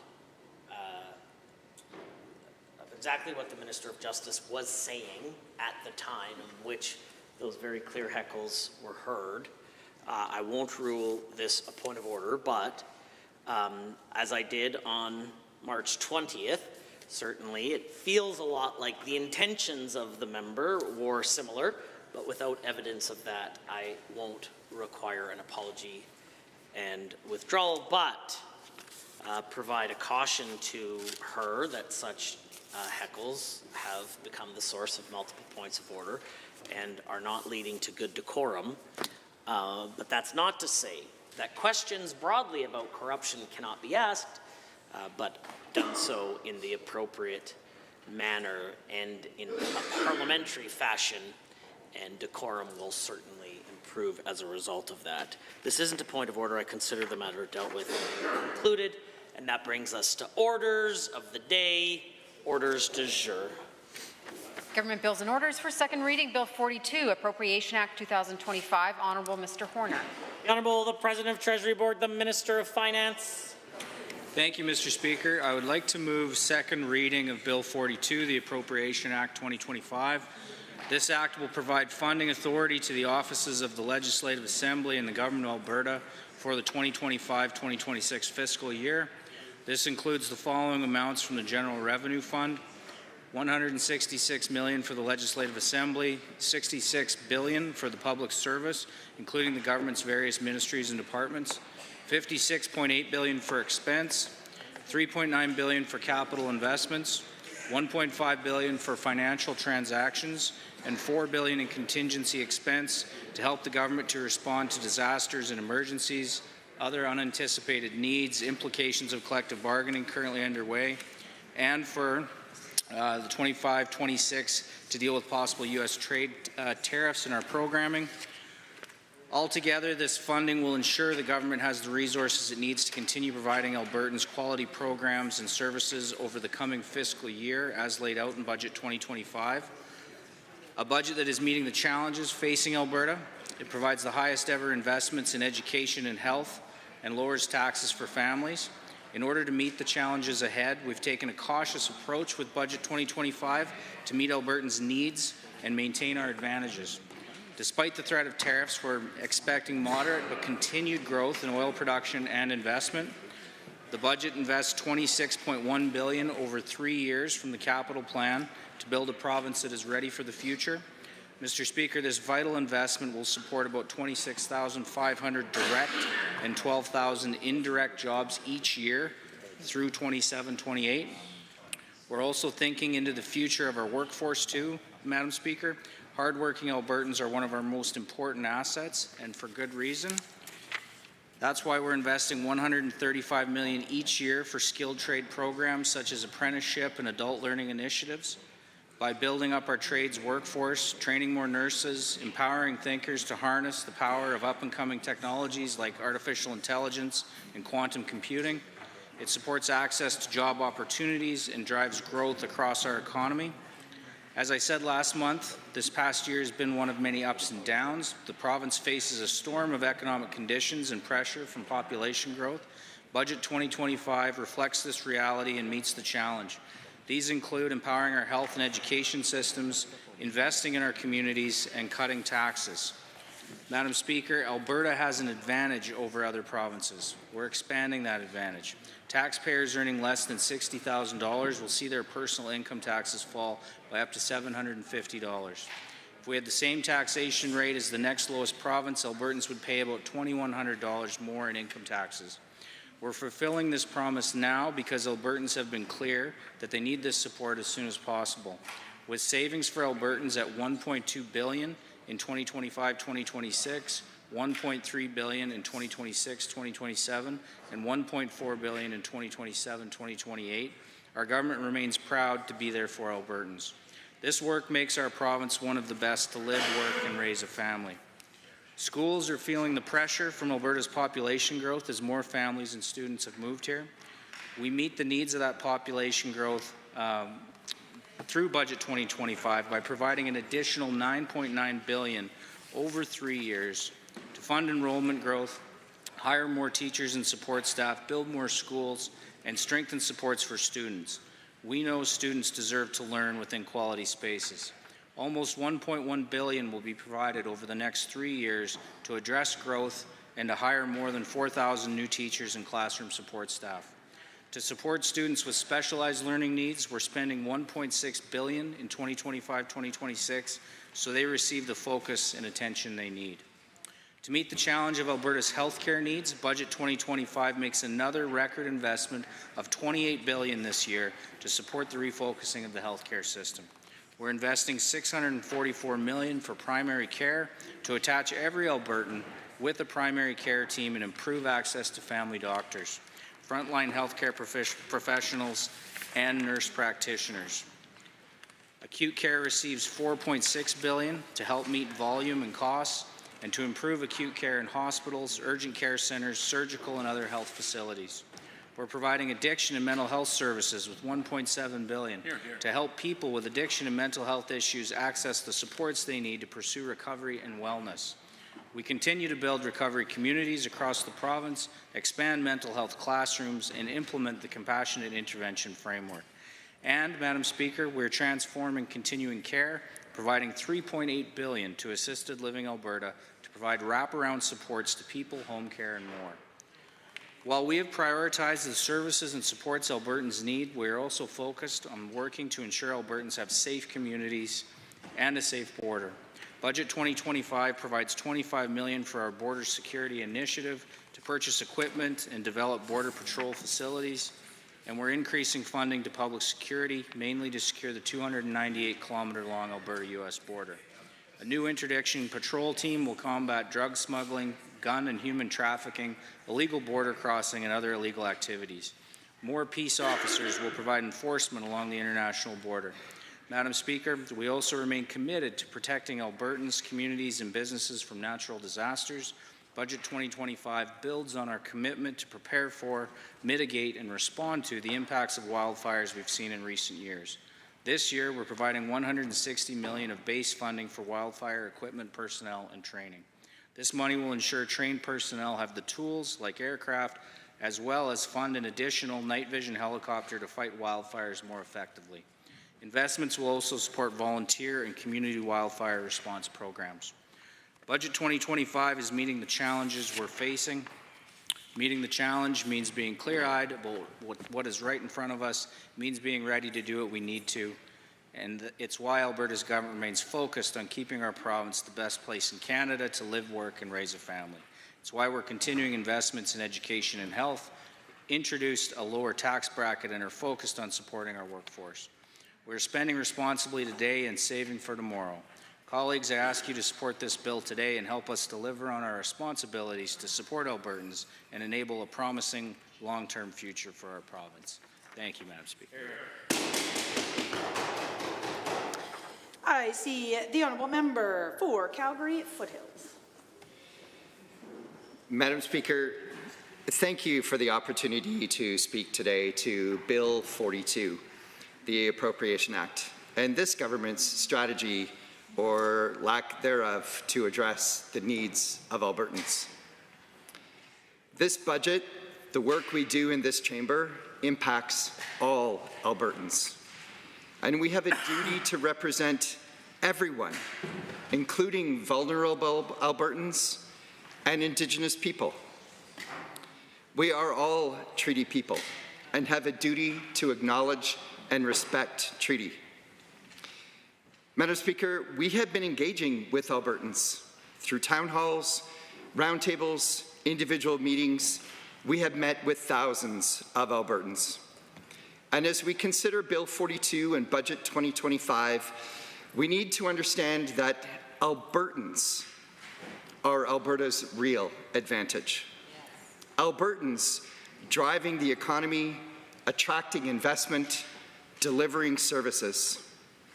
We can learn from First Nations, Métis, and Inuit peoples who understand that the environment, the economy, and communities are interconnected. They are not separate and distinct from one another. Madam Speaker, this bill and Budget 2025 should consider the lives, struggles, and the opportunities faced by all Albertans. Too many Albertans struggle to make ends meet. Costs have risen, wages have not kept pace. Young Albertans face challenges securing well-paying jobs, while rising costs for essentials like insurance, gas, housing, and food add to their financial strain. A government and a budget that fails to prioritize Albertans' needs and ignores their duty to uphold fiscal responsibility through actions such as signing bloated contracts has made this worse. Albertans are deeply concerned about our relationship with the United States and the economic impact that they're now facing. Tariffs threaten jobs and key industries, including oil and gas, agriculture, manufacturing, and forestry, and more. Alberta, with the highest percentage of its economy tied to U.S. exports, needs a clear plan, not submission to America's demands. We must prioritize local industries and diversify markets, products, and sectors to secure our future. Albertans want a province where everyone thrives, earns a living wage, and has access to quality education and health care. But the UCP and this budget, and now in Bill 42, has failed to address these priorities. Cutting support for housing, persons with disabilities, education support workers, while interfering in pension investments and pension plans, and refusing to back down from plans to exit the Canada Pension Plan. The political interference and corruption at the heart of the Corrupt Care scandal underscores their disregard for ethical, competent governance and calls into question this government's ability to steward the finances of this province. I've heard this government talk about how the tax cut included in this budget would make no Albertan worse off. Madam Speaker, what an incredibly low bar that we're setting, that no Albertan should be worse off. Why aren't we striving for all Albertans to be better off? Madam Speaker, Albertans want better health care.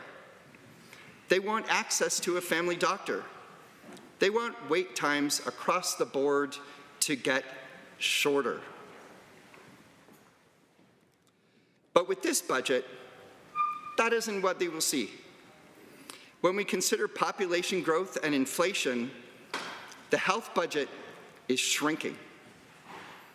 Albertans want strategic investments that save public dollars over the longer term. Underfunded public services have led to ER closures, longer wait times, and inadequate health care. How does this government think that they will improve services when the real dollars allocated aren't keeping up with our growing population and doesn't give consideration to the rising costs of everything. But the government is spending more on healthcare. Where are they spending more on healthcare? They're spending more on chartered surgical facilities. Madam Speaker, chartered surgical facilities are at the center of the corrupt care scandal, and this government is doubling down with Budget 2025. Corrupt care is the largest scandal facing Alberta in a very long time. The allegations are serious that the government was interfering with the decisions of AHS, forcing them to sign contracts that would be more expensive to deliver services than if delivered through public facilities. This isn't the only place where we're spending more money on healthcare, Madam Speaker. The government is also allocating marketing funding to develop logos and campaigns for the new entities that are being created. I guess we need those logos and marketing campaigns to sift through the confusion that Albertans and people working in healthcare are experiencing as the deck chairs are shuffled. And this government has been focused on moving the deck chairs instead of doing the real work to improve healthcare outcomes for Albertans. Madam Speaker, Budget 2025 and Bill 42 delivers cuts, chaos, and corruption. This budget also delivers less money per student to deliver the world-class education the children of this province deserve. Alberta is already facing overcrowded classrooms and insufficient educational assistance to support children with developmental disabilities. The funding in this budget ensures that Alberta maintains its position as the lowest per capita funder of public education in the country. The lowest. This is what this government is proud of. This is what the government is proud to table in Budget 2025 and this Bill 42. This past September, we acknowledged this government for announcing a generational investment in school construction. We thought the government was recognizing the desperate need for new and refurbished school spaces across this province. But, Madam Speaker, how many new schools will we see constructed with the funds allocated in this budget? I'm sure Albertans were hoping for a number higher than 0.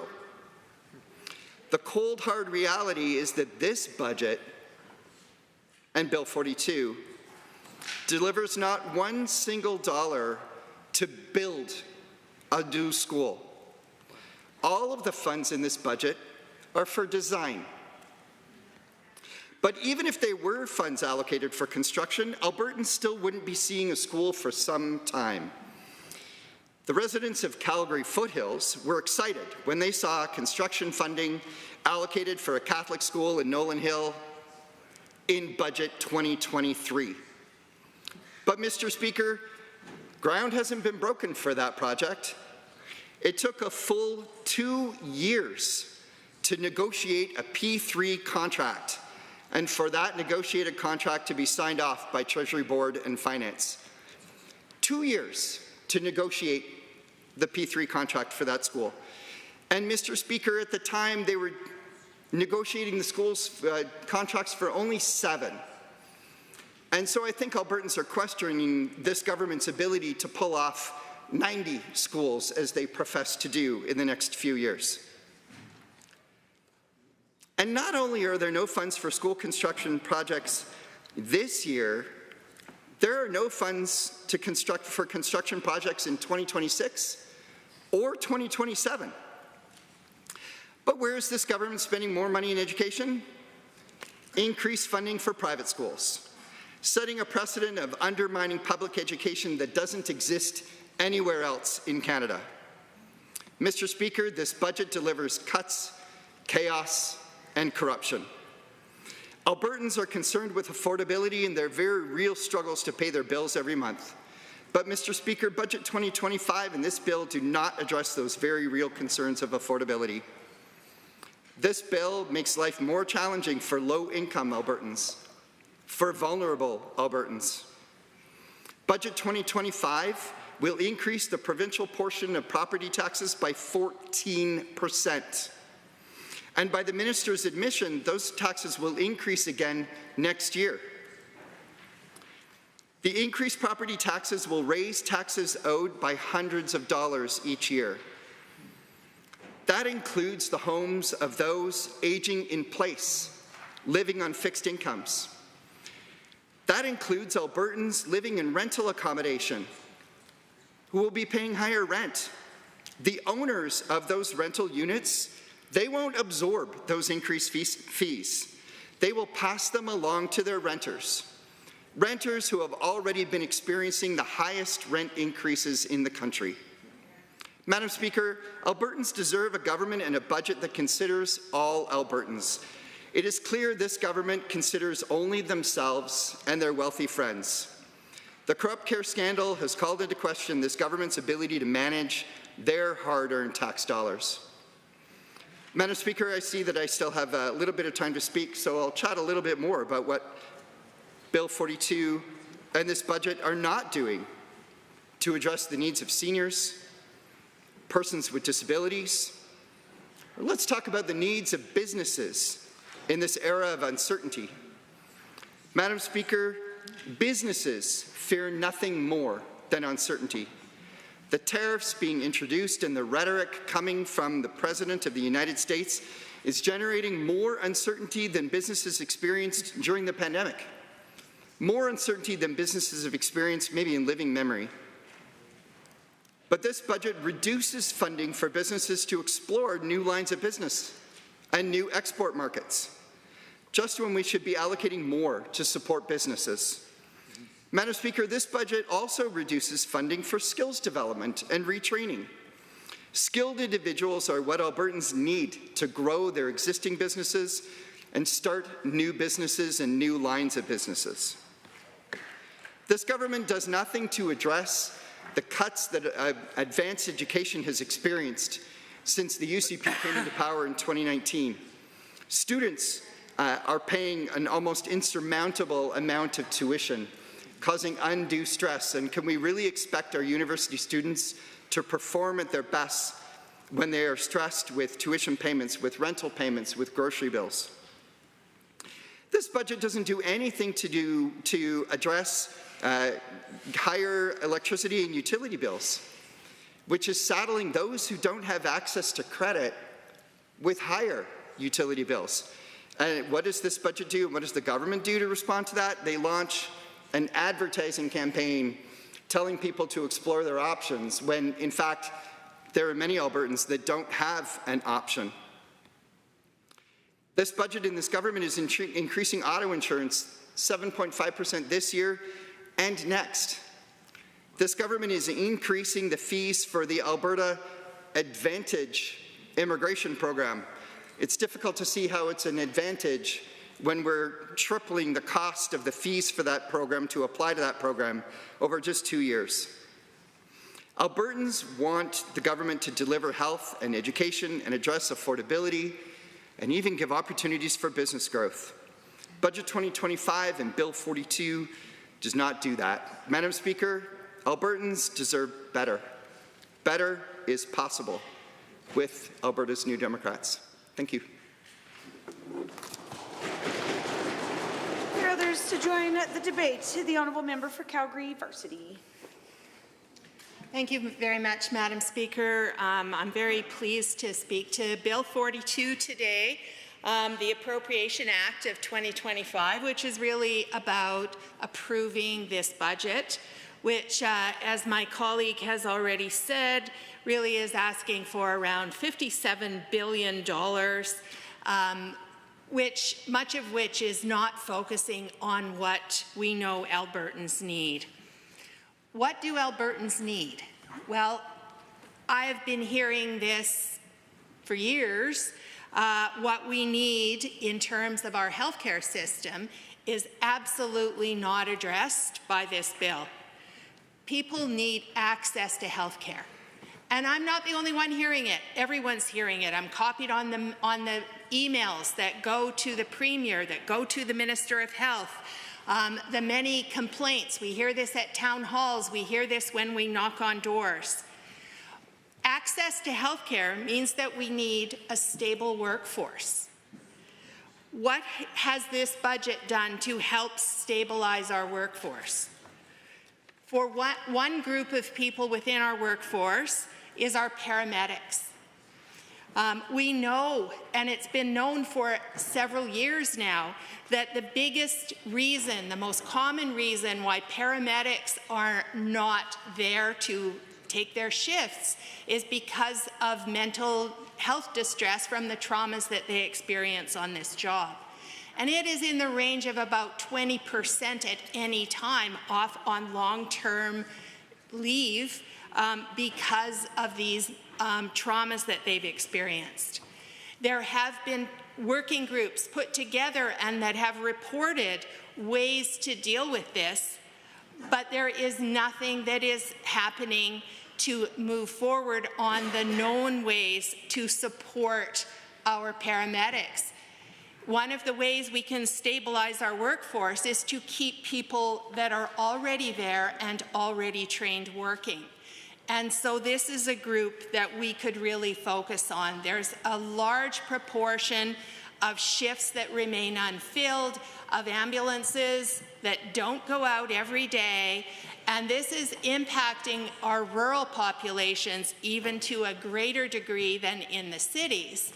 And yet we don't have these procedures implemented. How about physicians? Well, we've been losing that battle over the last several years since trust has been lost and since the need for new payment models has been coming. Now, finally, we're getting there with the first step, which we should have implemented long ago. Promises are not getting us there. We need to be putting money into team-based care. We know that we're not going to get to providing primary care for our population by simply training more doctors or recruiting more doctors. We know that we need to do those things, but we need to keep them. We need to retain the doctors we have, but we also need to build our teams. That includes nurse practitioners. But they're a very tiny group of people within this system, and nurse practitioners don't only work in primary care. So there's nothing in this budget that is working to build our teams. One of the ways that we have in Alberta is our primary care networks, but are we seeing any significant change and increase to help build out those teams? No, we're not seeing those changes that we need to build our teams. We need to improve care by bringing in and incorporating in our system of care people like our optometrists and our pharmacists. And while we have groups there, is there any thing in this budget that is to help to bring them into coordinating care with other members of the primary care team? No, it's just up to every individual out there. They're not being supported. And in fact, cuts to the fees, some of the core fees that they can help provide that primary care have been made in this past year, and we're not seeing any change in bringing anything back so that the follow-up visits that may be needed for some children and seniors can happen. We're not seeing the follow-up that pharmacists can do and contribute. Those fee codes have not come back, and there's no way that the system is helping to link a pharmacist in a community pharmacy with primary care physicians nearby. We also know that we need pathways to care, because it isn't just about providing bits and pieces all over the place, but knowing how to connect them together. We need the system to help with that. One of the things that has happened, which is just a shot at breaking down the acute care system, has been to break up the strategic clinical networks, which were focused on planning and bringing in pilots that could show better ways of doing things. So where that has been a problem is in, let's take the surgical strategic clinical network, which has done a lot of work around pathways. It has brought in and piloted some early access clinics. And in breaking up the strategic clinical networks, the people doing that key work and the programs that were being funded, which early on are showing great benefits at getting people in for early assessments for when they have specific problems that may need surgery. They had to scramble to get those programs fitting in some other part of the system. So there's chaos, and instead of moving ahead, we're trying to patch together things that already existed and were moving forward because there hasn't been planning. The chaos is created by just breaking things up without coming with a specific plan. And this budget is contributing to this. It's pulling people that worked in planning now into the health ministry, but they're not working with the people that they planned things with. And so we're going to have more and more of the top-down decision-making that doesn't even apply on the ground because we're breaking up those teams. We also need facilities. Space. The Stollery is bursting. Yes, there's some planning money, but let's get going on this at a much faster pace. What are we doing with the Cross Cancer Institute? We know that wait times for cancer are way too long on the majority of people. One of the things that's contributing to that is that even if we could put more clinics and have more physicians, is there's no funding for the teams to support them, and they don't even have space that they can run extra clinics in. There's space in Calgary in the Arthur Child Cancer Centre, but there's no staffing to fill it. There's nothing in this budget to bring in innovative ways of upskilling and increasing the roles of care providers that we have. Part of building teams is to have some of the roles that previously were done or sometimes are still done by a physician, for example, by someone else. And that has primarily been over time. We've done a lot of work in nurse practitioners taking on those roles, but we also know that there's groups like radiation therapists that can take advanced training, can have legislation that increases the scope of their practice, and they can take on roles that can do many of the things that radiation oncologists could do. There's nothing in this budget that supports the processes that we need to do to move in that direction. The training programs are developed. We just need to bring them into Alberta. The roles are there, the evaluations are there. We just need to bring them in so that we can get our wait times down. We also need to have our teams working on flow. We know that there need to be processes to get people moving through the system. One example are these early access or quick access clinics in surgery, where people can get in within a very short period of time with some very specific issues. And what they can do is they can identify who actually needs to see a surgeon, because many of those people will need physiotherapy, and the smallest proportion of people seen there actually need to go on to surgery. So we can free up more time for the surgeons while we get people care faster, and we get them in the right hands, which is often a physiotherapist. We aren't putting money into these kind of programs that can markedly increase our care. Instead, we're pulling money back to the ministry. We're hearing that the government views Alberta Health Services as a big black box. I don't know why. They've been there 6 years and everything's pretty transparent.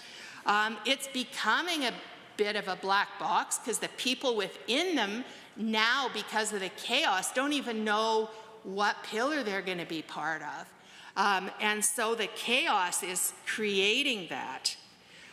For example, people that work in translation services and their leaders don't know where's translation services going to go.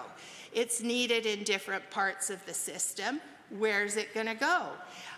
Instead, everything is frozen, no decision making. All our money is going in the wrong direction into high-level administration instead of focusing on the problems that we have today.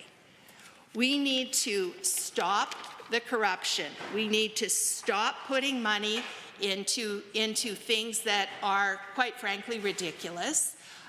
Anyone that works in the area of pharmaceuticals clearly would have known that the whole Tylenol, ordering this Tylenol, was a ridiculous idea. I've worked in a limited area related to that and knew that this was really pretty much impossible. And then you hear about the huge amount of money that's wasted on this. And so I can't stand by this budget when they're spending money in stupid ways. They're not doing, it's not got planning, and we're not focusing on the things that people need.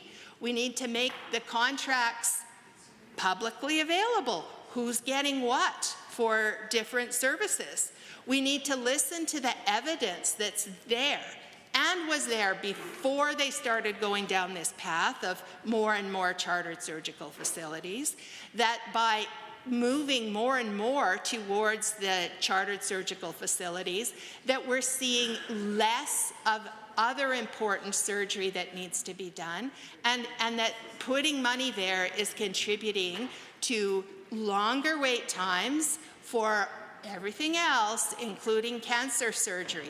Because, of course, these contracts weren't just giving them money, they were also giving them guarantees of support of anesthesiologists and guarantees of numbers of cases that would come to them.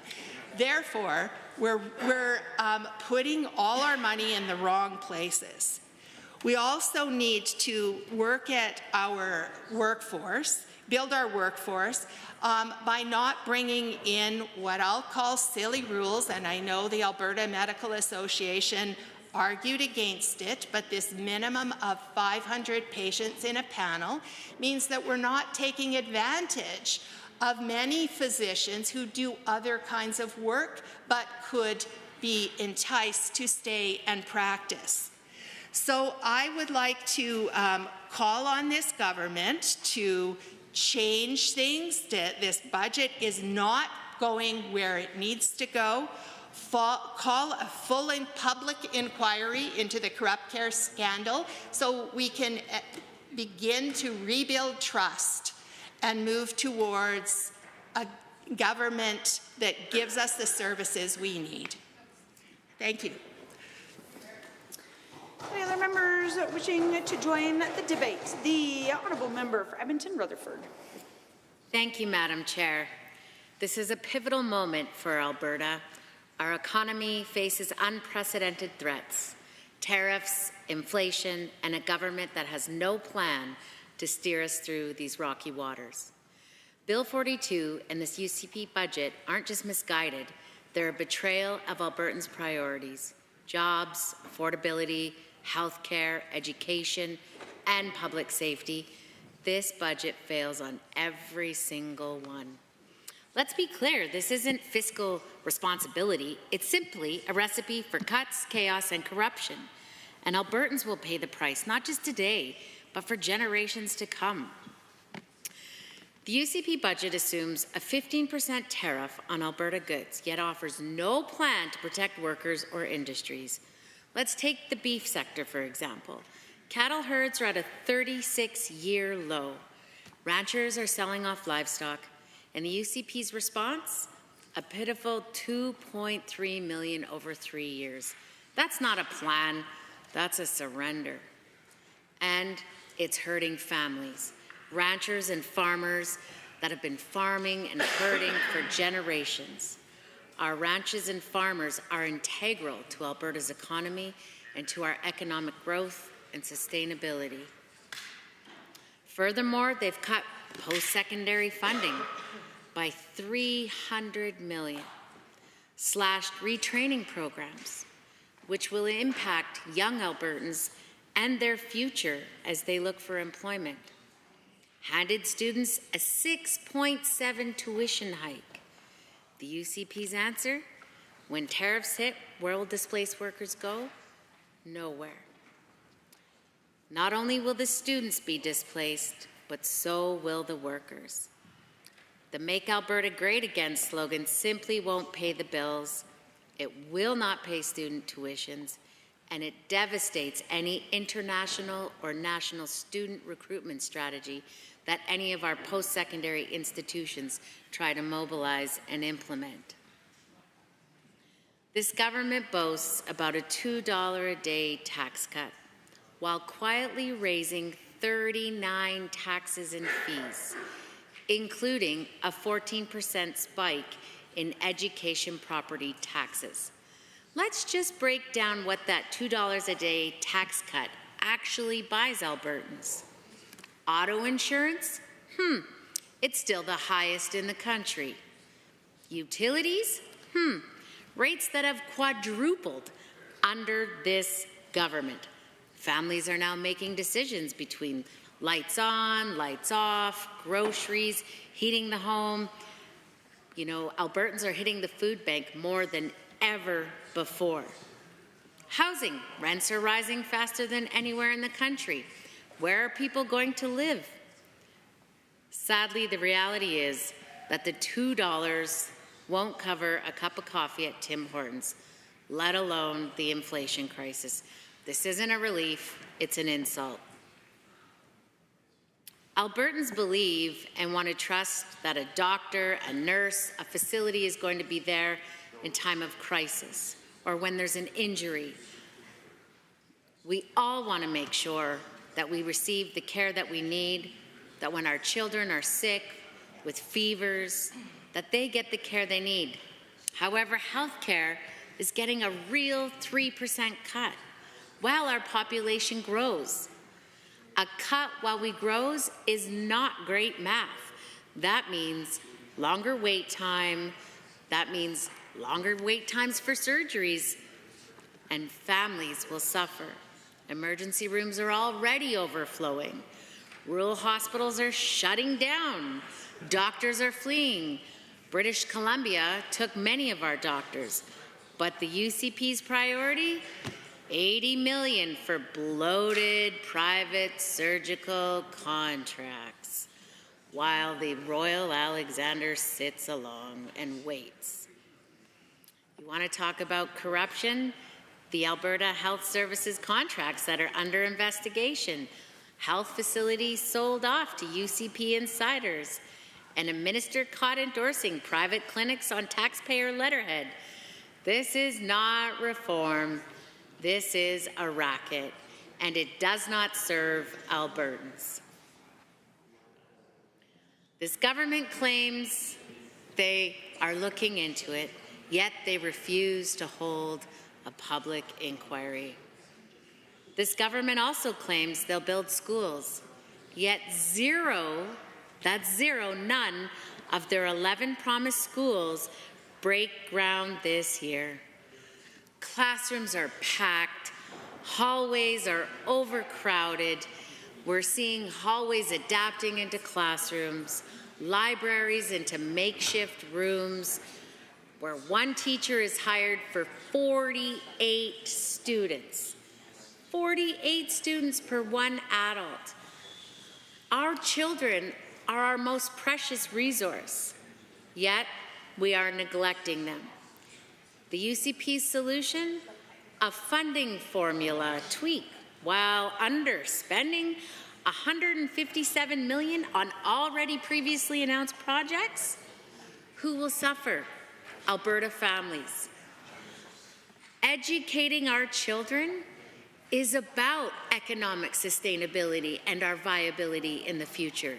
If we do not educate our children and invest in our children, how are they going to be able to make proper decisions for us when we need care as seniors? Meanwhile, we see the shift into the privatization of education. Tuition now covers more than provincial funding at post-secondaries. And a message that this government is sending loud and clear to young Albertans is that your future isn't worth investing in, and it's shameful. Not only education is hurt with this, we see towns like Slave Lake begging for highway repairs, open their emergencies, and the UCP spends $355 million on private recovery centers and $9 million on mental health war room to silence critics. They'd rather fund Donald Trump's policing ideas than actually put police in our own cities and our towns and highways that will be safe for Albertans. Even their own backbenchers are revolting. UCP MLA Scott Sinclair is voting against this budget. Member, please. The proper names of members of this House are certainly not acceptable. I'll let you apologize and withdraw for that. Apologize and withdraw. Thank you. And I'm going to take this opportunity to remind all members, if you want to have a conversation, perhaps this place is not the place to do it. It's getting a little bit loud in here, and the only one with the call is the Honourable Member for Edmonton-Rutherford. Thank you. One of the UCP's very own MLAs voted against this budget, calling it urban-focused and reckless. When your own team abandons ship, you know it's sinking. Albertans deserve a government that fights for them, not tax cuts for the wealthy, not privatization scams, and not chaos. Albertans need real tariff protections, real plans that are going to work for farmers, that work for Alberta's workers. We need to see investment in healthcare and schools to ensure that the next generation is well and thriving and making decisions about Alberta's economy, Alberta's future, Alberta's forests with really thoughtful, critical minds, which means we have to invest in public education, not corporate private handouts. We need affordability relief in our province that actually lower costs for Alberta's families, rather than choosing between putting food on the table or the lights on in your home. This is the Alberta dream, that all families are prosperous because better is possible. Thank you, Madam Speaker. The Honourable Member for Edmonton South. Thank you, Madam Speaker. I am actually happy to rise to speak to Bill 42, Appropriation Act 2025, and I stand in opposition of this bill as it stands. This government's budget is not focused on what Albertans actually need. Instead, it's full of broken promises. Every day, I am inundated with emails, phone calls about overcrowded schools and classrooms, how impossible it is to find a family doctor, and with people sharing their heartbreaking stories of being unable to afford the daily necessities of life. Budget 2025 continues the legacy of this UCP government by cutting critically needed resources. This means for everyday Albertans, services won't be there when they need it most. This UCP government will give you a maximum of $2 a day savings that's required to pay for, let's see, record increase on auto insurance, still the highest in the country, utility rates that have as much as quadrupled, housing costs that are out of control.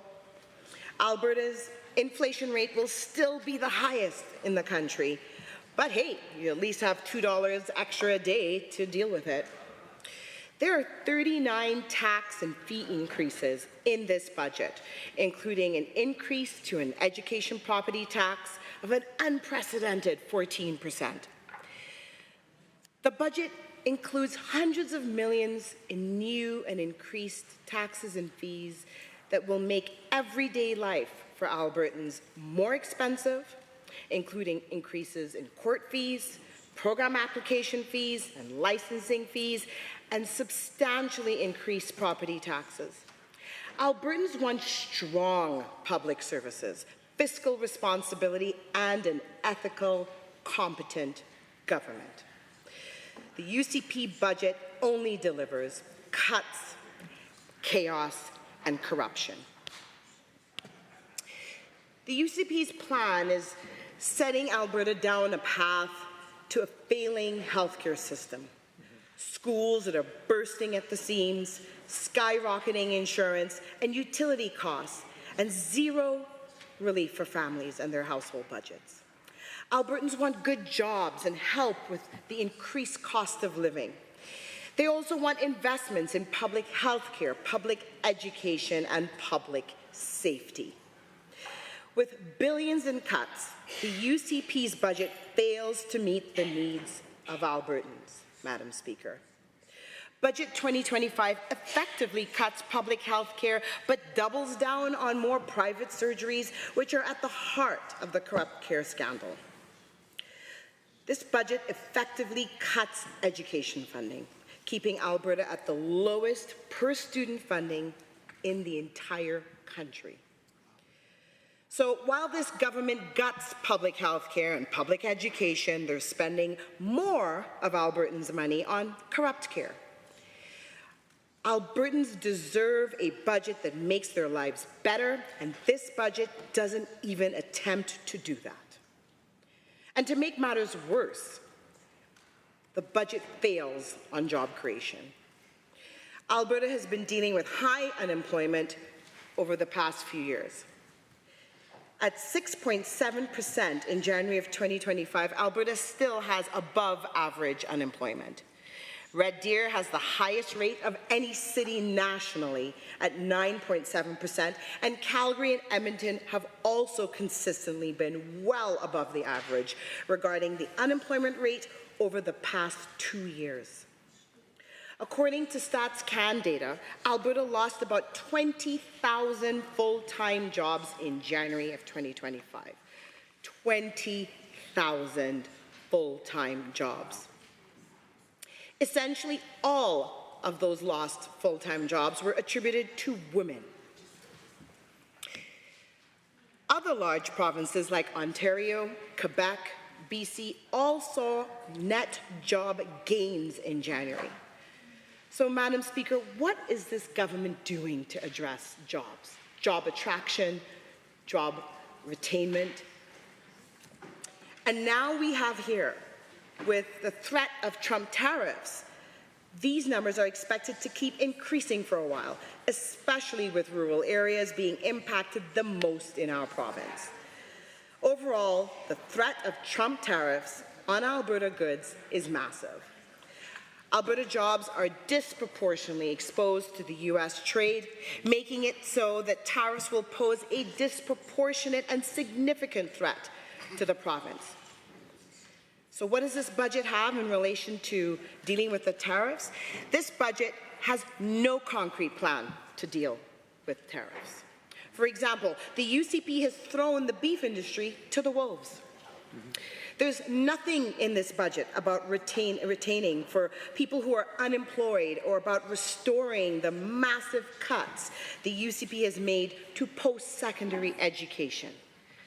They're not investing in bringing new industries to Alberta or focusing on anything beyond the tired old make Alberta great again economic policies that do not work. And Budget 2025 shows that there's no real plan to deal with the upcoming challenges facing our economy.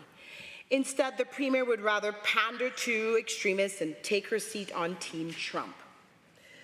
This budget shows that the contingency fund will increase to $4 billion in 2025-26 to provide the government with more flexibility to address unforeseen implications of increased economic uncertainty.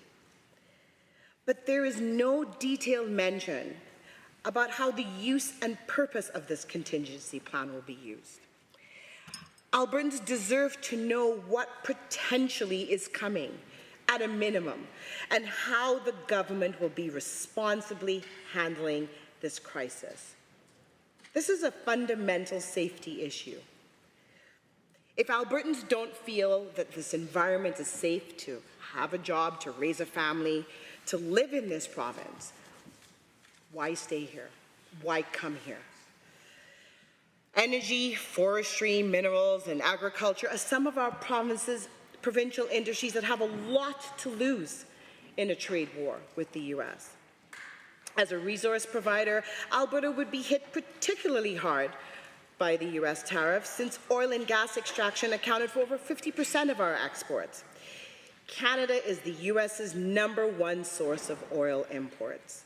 In 2022, 60% of U.S. crude oil imports were sourced from Canada. And while this is lower than tariffs on other Canadian goods, the 10% energy tariff will still have a negative impact on Alberta. This will also be an especially difficult time for farmers, ranchers, because their industry relies on the rules-based, predictable trade. In 2023, the U.S. was the destination for 49.8% of Alberta agricultural exports. Leading exports to the U.S. in 2023 were beef at $3.1 billion, crude canola oil at $1.2 billion, live cattle at $980 million, and processed potatoes at $716 million. This no-plan budget will send Alberta's economy into complete chaos, and while Albertans desperately struggle to pay their bills, the UCP is making lives more expensive. And while tariffs will undoubtedly affect Alberta's job market, this is an opportunity for Alberta to be a leader in interprovincial trade in the face of looming market uncertainty. Our urban centres, mid-sized cities, rural communities have the potential to be a global powerhouse for trade. Alberta needs to secure trade agreements and advance policies that open doors to other international markets, helping local businesses grow and stay afloat. Supporting local businesses and entrepreneurs should be at the forefront of government procurement plans. And now more than ever, we need to be positioning Alberta as one of the most attractive places to move to and invest in. Yet broken promises from this UCP government extend across the province, but they're equally felt by the people of Edmonton South. After spending $69 million of taxpayers' dollars, the UCP cancelled a hospital that is absolutely essential for accommodating the growing population in Edmonton. The last hospital opened in Edmonton was more than 35 years ago. Since then, Edmonton's population has nearly doubled. Our community is one of the fastest growing communities in Alberta, yet we've been strung along when it comes to critically needed infrastructure. Many Albertans were relying on this hospital. I've recently heard from seniors in my community that were absolutely devastated by this cancellation. In fact, they are still livid with this government's out-of-touch decision-making.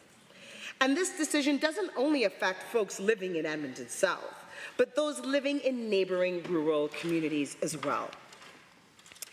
But it seems that if things were up to this Premier, we could just drive to Red Deer if we need access to hospital care.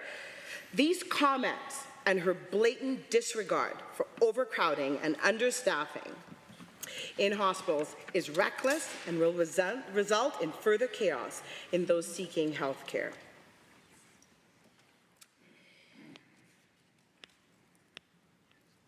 I will say here that when I think of the challenges to folks in Edmonton South with the lack of access to quality health care when they need it, is an atrocity that this government has not even made the decision to invest in. I will say, Madam Speaker, that I am unable to support this bill the way it stands and the fact that Edmontonians are not being served as well as they could be. And with that, thank you. Are there others who would like to join the debates on Bill 42? Seeing none, I will call on the Minister of Finance to close the debate. So waived. The Honourable President, Treasury Board, Minister of Finance has moved second reading of Bill 42, the Appropriation Act 2025. Does the Assembly agree to the motion for second reading? All those in favour, please say aye. Aye. Any opposed, please say no. No. That is carried. A division has been called. Ring the bells.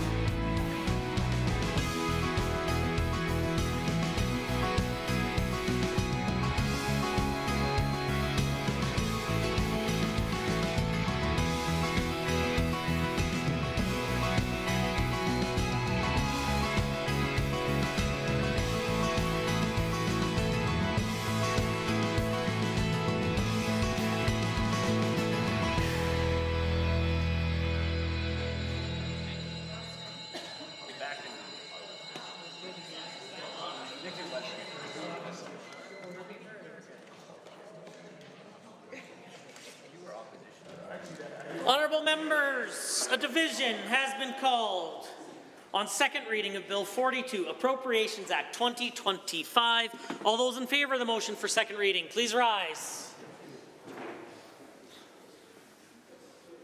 The Honourable Ms. Smith.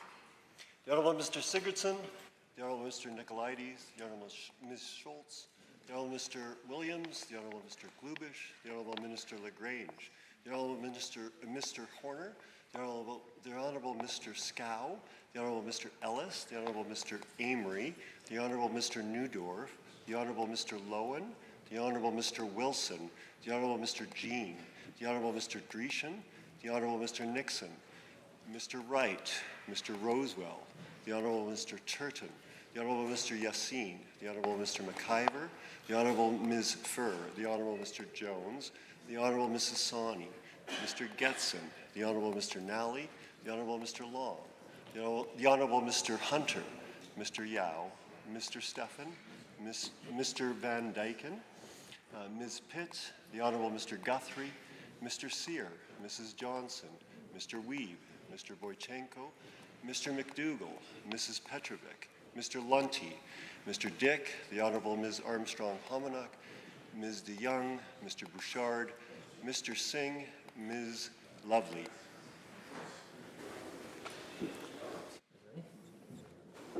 All those opposed, please rise. Ms. Algenet, Member Callahoo-Stonehouse, Mr. Ellingson, Mr. Shepherd, Member Aramenko, Member Kayande, Member Hoyle, Member Batten, Member Irwin, Member Beaupre, Honourable Mr. Schmidt, Honourable Ms. Sigurdsson, Mr. Diol, Dr. Metz. Mr. Speaker, total for the motion 47, total against 14. The motion is carried and so ordered.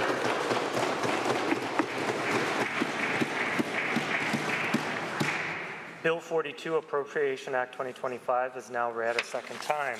Under Government Bills and Orders for second reading, Bill 43, Appropriation Supplementary Supply Act 2025, Honourable Mr. Horner.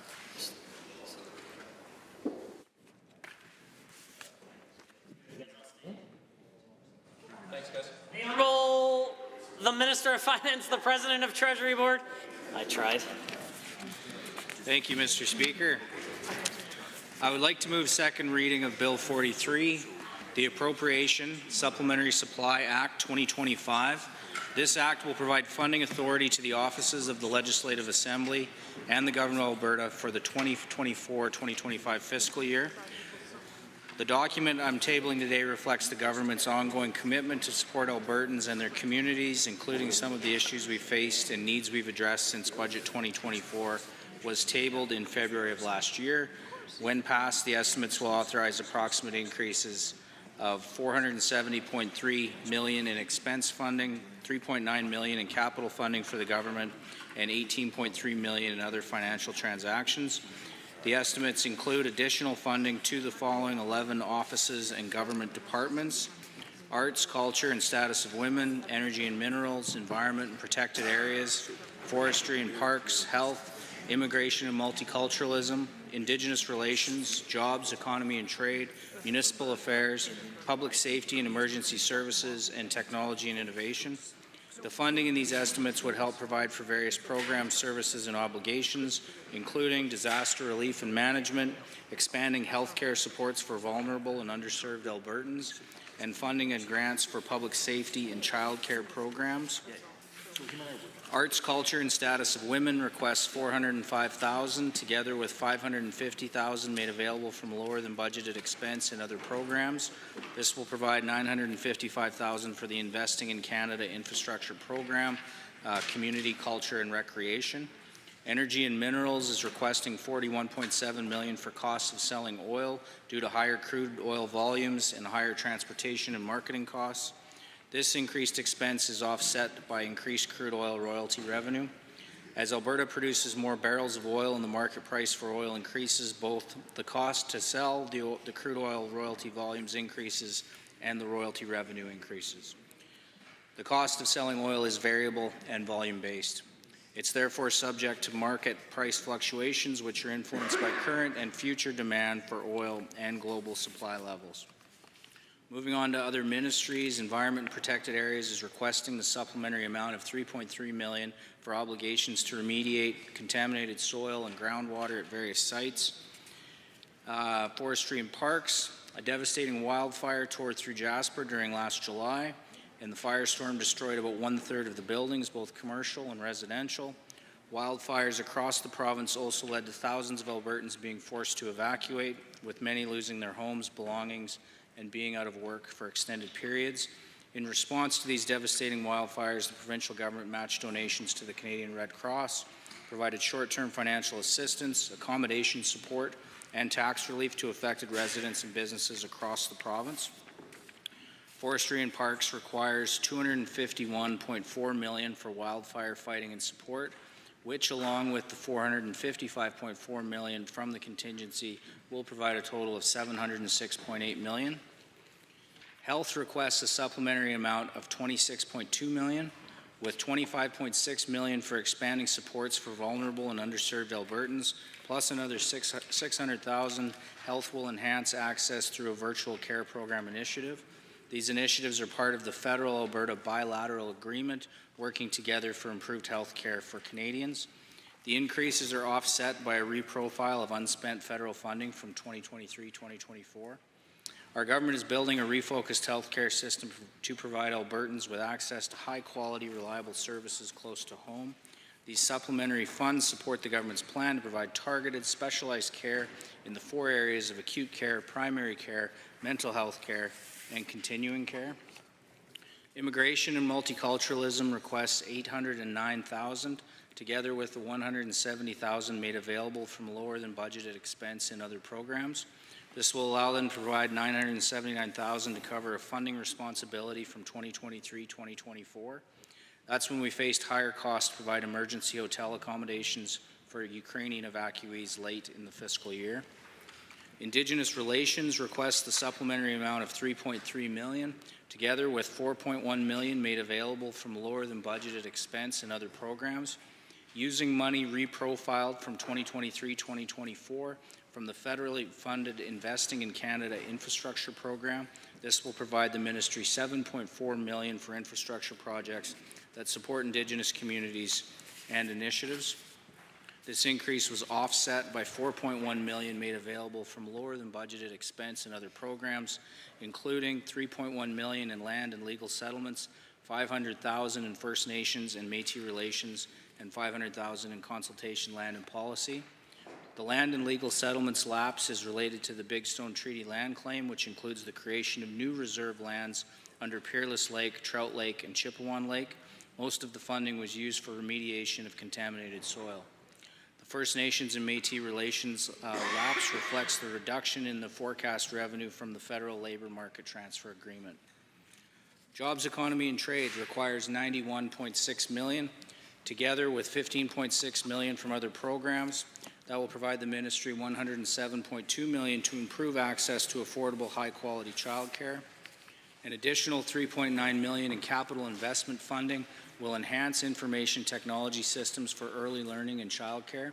These supplementary estimates support the ministry's goal of providing a sustainable early learning and childcare system that works for Alberta families and operators. These dollars are fully offset by federal dedicated revenue carried forward from 2023-2024. Municipal Affairs has requested $9.4 million, with another $30,000 made available from lower than budgeted expense in other programs. This would carry forward funding from 2 federal infrastructure funding programs, the Canada Community Building Fund and the Investing in Canada Infrastructure Fund. Carrying forward unused federal dollars from the previous fiscal year is a standard practice that helps ensure Albertans get the most benefit possible from federal programs. Public Safety and Emergency Services requires the supplementary amount of $45.5 million. The bulk of this, or $43.3 million, will support the work of the Alberta Emergency Management Agency, which led the wildfire response, including the one that roared through Jasper, destroying 1/3 of the town site in July of 24. The expense is fully offset by federal funding through federal disaster financial assistance arrangements. Emergency money was needed to cover wages of volunteer firefighters and overtime costs for salaried firefighters and municipal staff. More was used to protect structures from the fire and to repair infrastructure damaged as a result of wildfire suppression operations. In addition, the expense will cover the costs of creating reception centers and providing accommodation, food, and transportation for people. On top of this expense, Public Safety and Emergency Services requires another $2.1 million for fighting organized and serious crime under the federally funded Gun and Gang Violence Action Fund. The $2.1 million is a reprofile of 2023-2024 federal funding under the Gun and Gang Violence Action Fund, which will now be spent in 2024-2025 to support initiatives in Edmonton, Calgary, and Camrose. Technology and innovation requires the supplementary amount of $15 million to provide for the financial commitment made to the Alberta Enterprise Corporation in 2020-2021 for recapitalization. The payment is a cash transfer and does not affect the Government of Alberta's surplus or deficit. Finally, we need to make two notable financial transfers, first from health to mental health and addiction, and second from arts, culture, and status of women to various other ministries. Mental health and addiction is requesting an expense transfer of $137.5 million from health. This will cover indirect costs related to addiction and mental health treatments and services, such as pharmacy and laboratory services, laundry and food services, and corporate services. Even though mental health and addiction holds the budget for these services, they are currently being supported by Alberta Health Services through a shared service agreement. Moving forward, many of these services will be supported by a new organization that will support Alberta's entire healthcare system, including provincial health agencies and service providers. This entity will provide services like information technology, finance and human resource functions, as well as digital communications and marketing. This transfer is a result of the health system refocusing work and transferring mental health, addiction, and correctional health services to the Ministry of Mental Health and Addiction. Since September 2024, the newly established Recovery Alberta has been operating as the provincial health agency responsible for the delivery of mental health, addiction, and correctional health services. Turning to arts, culture, and status of women, this ministry requests the transfer of $11.7 million to 4 partner ministries for the Prevention of Family and Sexual Violence program. This is funded by the federal government under the National Action Plan to End Gender-Based Violence. Of the $11.7 million needed, $7.25 million is for Children and Family Services, $1.4 million is for Indigenous Relations, $2.1 million heads to Justice, and $1 million to Advanced Education. The amounts in these supplementary estimates are needed to help the government address a wide variety of priorities for Albertans. Our government is committed to ensuring health care and education are well funded and meet the needs of Albertans. We remain focused on responding to and mitigating the effects of natural disasters for Albertans. Above all else, we are committed to ensuring Alberta is the best place in the province in Canada to live, work, and raise a family. I urge my fellow members to support this bill today and help us deliver on our responsibilities to support Albertans. Thank you, Mr. Speaker. I will accept that I may have missed it, but out of an abundance of caution, might you please do the following by moving second reading of Bill 43, the Appropriations Supplementary Supply Act 2025. I move a second reading of Bill 43, Mr. Speaker. Excellent. Thank you, honourable members. The Honourable Minister of Finance, President of Treasury Board, has moved second reading of Bill 43, and I see the Honourable Member for Calgary-Curry has risen to join in the debate. Thank you. Thank you, Mr. Speaker, and thank you to the Minister for introducing Bill 43 for us to debate today. I was really pleased to be able to have the opportunity to sit in the estimates with my colleague from Calgary Foothills on Treasury Board and Finance. And, you know, I think the Minister raised a number of points on which myself and my colleague here and probably a number of the other members on this side of the aisle would agree.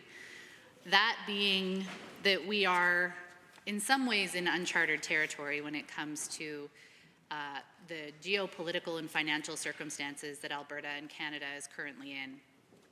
And that bodes for challenging times ahead when it comes to making challenging financial decisions. And it is in fact what we are all here to do on behalf of Albertans as stewards of their tax-paying dollars as stewards of the future in this province and of the assets that ultimately belong to every single Albertan. It is not an easy task, and I really do stand alongside the minister and probably every member in this chamber when it comes to the seriousness with which we approach some of these very challenging financial decisions that we have lying before us when it comes to our economic future, our energy future, the investments that need to be made in these fundamental public systems on which we all rely and on which we want to ensure that future generations can also rely. And so, in a world of tremendous uncertainty, I believe we need a government that provides certainty and predictability. Unfortunately, I don't think that is what we have seen from this government. There is chaos where we need predictability. Where we ought to provide accountability to Albertans, we are facing the greatest scandal possibly that Alberta has ever seen since it became a province in this great country.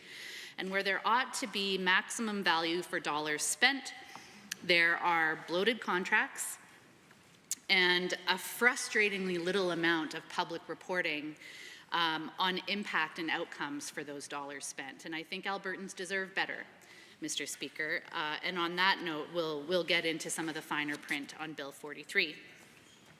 Bill 43 is asking for an additional $470.2 million to be transferred from General Revenue Fund into the various ministries that the Minister for Treasury, Board and Finance has listed for us.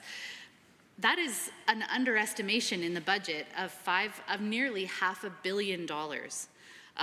It is nothing to sneeze at when it comes to budget 24-25 and just how significant the overspend was. Clearly, the government has sought to remediate that in moving ahead with a contingency fund of $4 billion as a result of some of the uncertainty that we're looking at environmentally, geopolitically, financially, and such. But at the end of the day, I think we still do need to hold government to account on really two key elements of this $470 million ask. Why had they underestimated the budget so significantly in 24? And or why did they overspend so significantly? And so was it a lack of planning, or was it really considerations that were totally out of our control? And I think at the end of the day, that is the kind of answers that Albertans deserve when it comes to whether or not their government is in fact stewarding the taxpayer dollars with that fundamental piece in mind. I would say another point that the minister raised in estimates last week is that incredibly important point of value for dollars spent. Because I think that I don't believe that Albertans, what I believe is that Albertans will pay for services delivered when they can actually feel and experience and see in the lives of their families and in their communities and in their children's classrooms that the taxes that they pay are in fact going to the frontline services that make lives better for every single person in this province. That is what we all should want. It's not about the dollar amount. It is about the value delivered for the dollar spent. And so it's not what we used to call in my fundraising days in the nonprofit world. It's not about, I don't know if I can say that. It's not about how many seats are filled in a particular class. It's the outcome from that class. It's whether or not there has actually been a recorded and measurable positive change in that attendance. That's what Albertans deserve, and I'm seeing very, very little. And so when we're talking about a request for an additional $470 million, in addition to the transfer that I'll certainly get to around $137 million more to mental health and addiction, what is it getting us? What is it actually doing for Albertans so that they can continue to thrive? Because right now, this is a government, I think, who's been pretty lean on positive impact and positive change, Mr. Speaker. Over 6 years of a UCP government, Homeless rates are up, housing prices are through the roof, cost of living is skyrocketing. We are seeing reduced access to a family doctor. We're seeing reduced health outcomes. Greater and greater challenges in rural communities and further disparity between urban and rural communities, further disparity between the haves and the have-nots.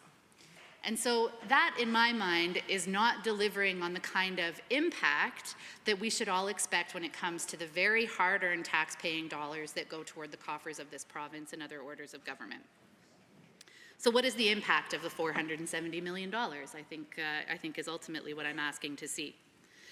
If it is in fact around poor planning, then I think that the government needs to take a very long, hard look in the mirror to understand where they got that wrong, and that they have a responsibility to then report that to Albertans to say, hey folks, this is where we underestimated some of the spend. And on that note, I'd like to talk about mental health and addiction and the transfer of $137 million. Really, that number should be $50 million greater, Mr. Speaker, because it was by that amount that Recovery Alberta, the new provincial health agency, exceeded their budget for 24-25. The reason, though, that it's not, they didn't ask for a transfer of $184 is because they underspent in community and grassroots serving programs. And so I stood in these chambers just a week ago now to ask about the small community-run organizations in Ponoka, in Barrhead, in Edmonton and elsewhere, small communities around the province who are delivering incredible value. There's that value for dollars spent once more. Incredible value on very lean budgets. And those programs are no longer going to be funded by the government of Alberta. We saw the same thing happen in disability serving organizations.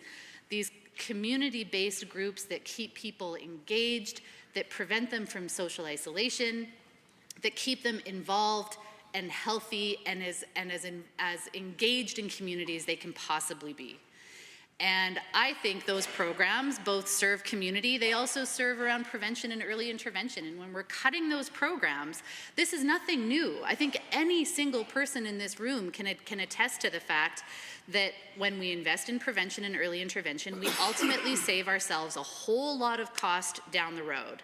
But when we have people treating emergency departments and emergency rooms as primary care, now, don't get me wrong, I want people to go to the emergency room if they are sick and if they need care. If that is the only option available, please take it. But it is by far the most costly option. And so just like in mental health and addiction, when we are eliminating those programs that are down the street in my little town in central East Alberta, and I can't go there anymore, then where on earth am I supposed to go?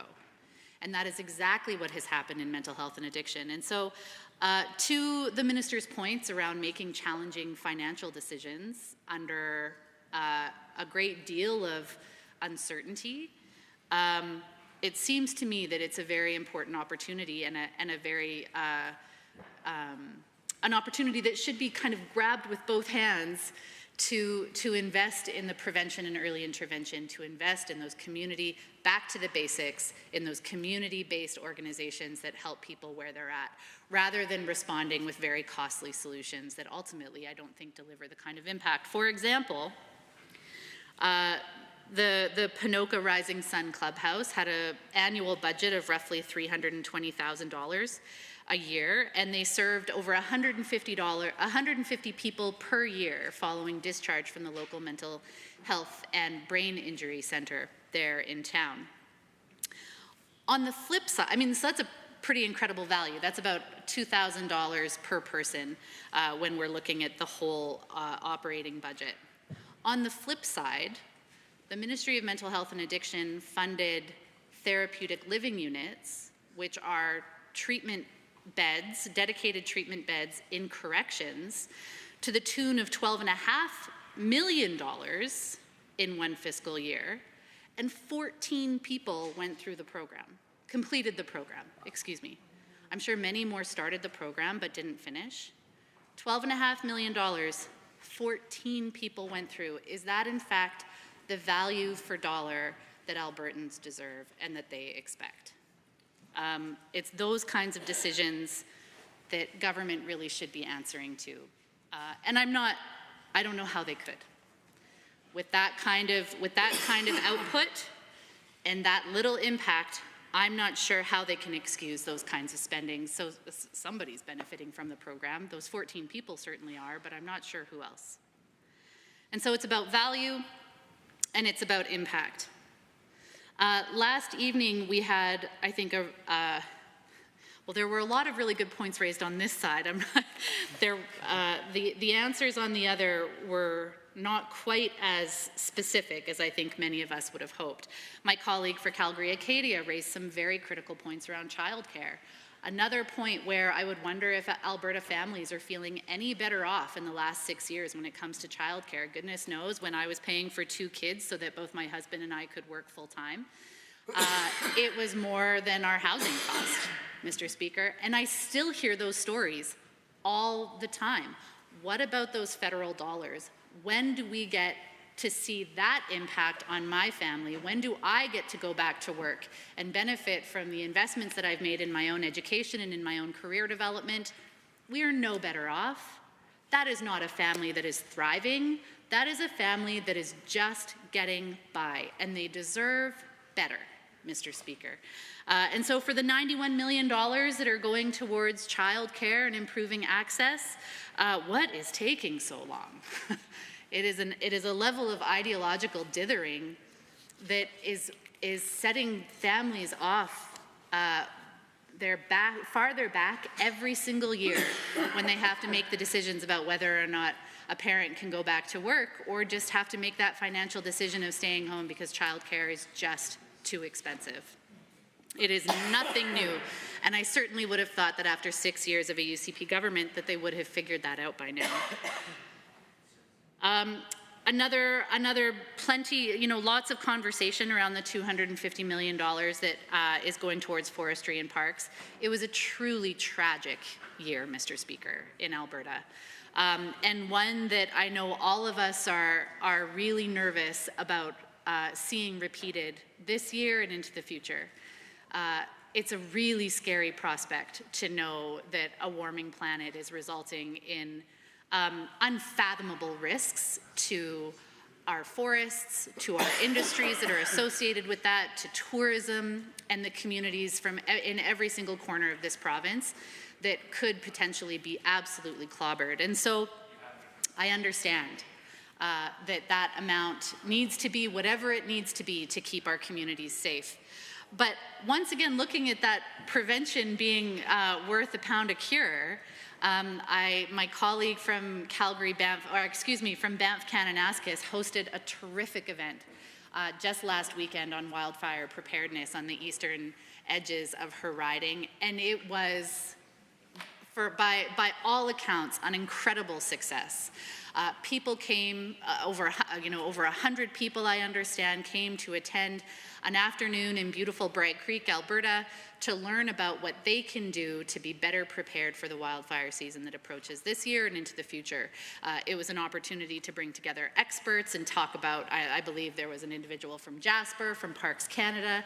I mean, this was the kind of collaborative endeavor, again, community-driven, and really speaking to the needs of the local community, that generated incredible value and great benefit for everybody in attendance, and I'm sure that that's going to have a multiplier effect when people start talking to their neighbors.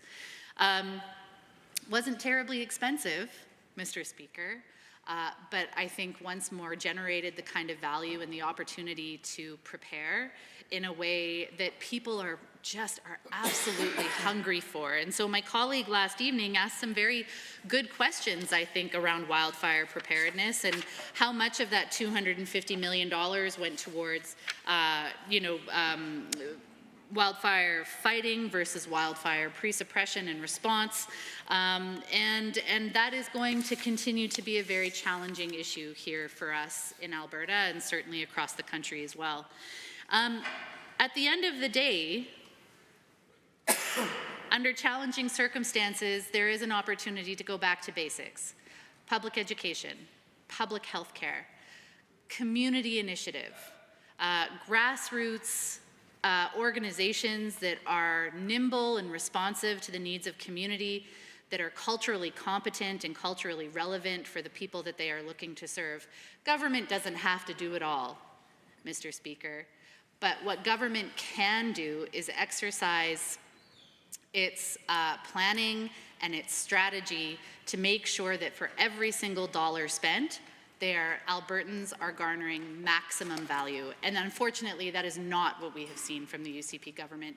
It's what I want to advocate for Calgary-Currie and residents of every riding represented here, because that is ultimately what they deserve. And boy, when I see the kind of impact that an organization funded at $300,000 a year can provide versus pretty burdensome and overly bureaucratic program run at $12.5 million a year, I appreciate those are organizations and initiatives of very different scale, but when it actually comes to the people who are going through those programs, all the more reason to make sure that we are funding the lean and mean organizations that ultimately have very big bang for the buck. I'm just going to look to my colleagues here for a bit of a time check on how much more I've got to go. I'm sorry, 2 minutes, thank you. So I'm going to take then the last couple of minutes just to look at the budget overall. We've looked at Budget 2025, and we've looked at what we are expecting to be cuts to the legislative offices, cuts to a whole lot of program and operating expense, though we are still seeing significant investments when it comes to capital. And I think ultimately what I want Albertans to leave with is whether or not this is a government that they can trust to make some of those very challenging decisions under challenging circumstances. Very shortly, we're going to be seeing compassionate intervention or involuntary treatment legislation introduced in this House. That will, if and when it's actually delivered, Mr. Speaker, that will be a program that costs close to $500 million to actually execute come 2029, when the kind of the respective buildings are actually open and launched in 2029 per the government schedule. And those are exactly the kinds of incredibly costly, expensive, highly bureaucratic and administratively intensive programs that I think will not be achieving the impact Albertans expect it to, Albertans deserve it to. And before we start going to these dramatic legislative conclusions, I think this government needs to demonstrate that they have exhausted all other options when it comes to more affordable, more impactful, more community-led and community-informed programs and initiatives that I think will ultimately generate far greater benefit and value for Albertans. On that note, I will pass it along to my colleague. Thank you. Thank you. The member for Calgary-Elbow. Thank you, Mr. Speaker. So I rise to discuss the supplementary supply bill, and you know it's always bad. Like I always find it easier to talk about a bill when there's like some meat in it. And supplemental supply, unfortunately, and this is money that's already been spent, and so it's kind of like, okay, we spent this money, please give us appropriation for it.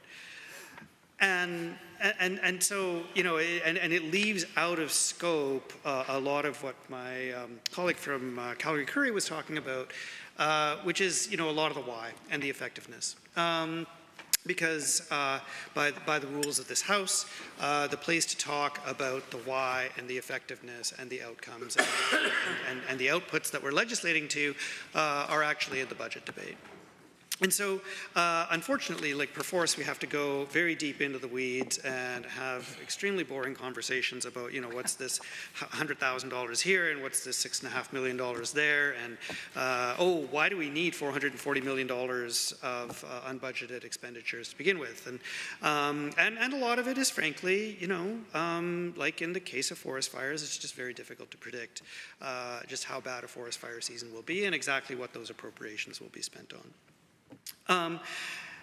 Now, the challenge that I have, though, is like when I look at the energy appropriation, for example, and it's an extra $51.6 million, which is offset by $10 million that unfortunately I didn't take the time yesterday to ask about an estimate exactly what that piece was that came out. But let's focus now on the $51.6 million of additional appropriation.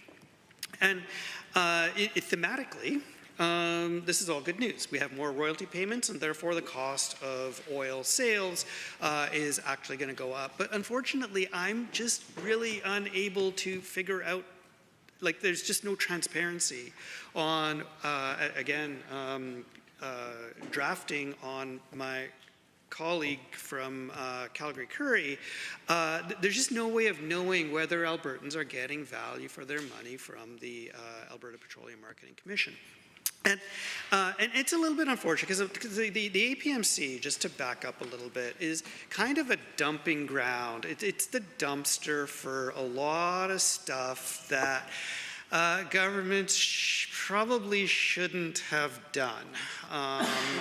One being, I mean, this is a bipartisan fail, is a Sturgeon refinery. But as well, the Keystone XL pipeline is a unipartisan fail, where unfortunately the Kenney government attempted to build a pipeline that did not have its construction permits in the United States. Oops. And failing to realize that 99% of a pipeline is just as expensive as building 100% of the pipeline, but significantly lower valued. And so that got dumped in there to manage. And the one thing, though, that the APMC does on a consistent basis is manage the crude oil royalty in kind and the bitumen royalty in kind. Oil supply chains are exceedingly complicated. When we go to the gas station, we fill up our cars. You get a very consistent grade of oil and or a grade of gasoline or diesel, if that's how you roll. But it's, it's the same stuff with, 3 different versions, which is like the octane number. And unfortunately, even that is just enough to be sometimes I put the wrong octane of fuel in. You can imagine that with crude oil supply chain, there are multiple hundreds, maybe even thousands of different grades of oil that are associated with things like boiling points, things like sulfur composition, things like sulfur composition, things like the gravity, the density of the oil, the viscosity of it. Basically, depending on the kinds of useful products that crude oil get turned into and the processing intensity that requires, now we can that barrel of crude has very different pricing. So its pricing depends kind of on where it comes from and where it's ultimately sold. And unfortunately, I'm just having a devil of a time trying to figure out, basic information like what is the size of the oil royalty in kind program? How much of the massive, the resource bounty that Albertans depend on to thrive, that is responsible for this province's prosperity, how much of that is actually received in kind, and how, and therefore how much of that is the APMC's responsibility to then sell on to other buyers to get turned into useful products. It seems incredibly difficult to find that basic information. And so now when the government is coming back for a supplemental supply estimate of $51.7 million and saying, don't worry, it's because we had higher revenues than we expected, and so there, of course we've got higher costs.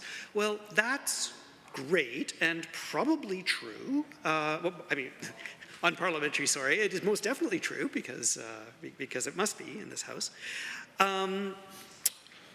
But we don't know as the people of Alberta whether we're getting value for that APMC money and whether that cost of selling oil is a cost that frankly is the lowest possible. This is a government that is mired in a corruption scandal right now.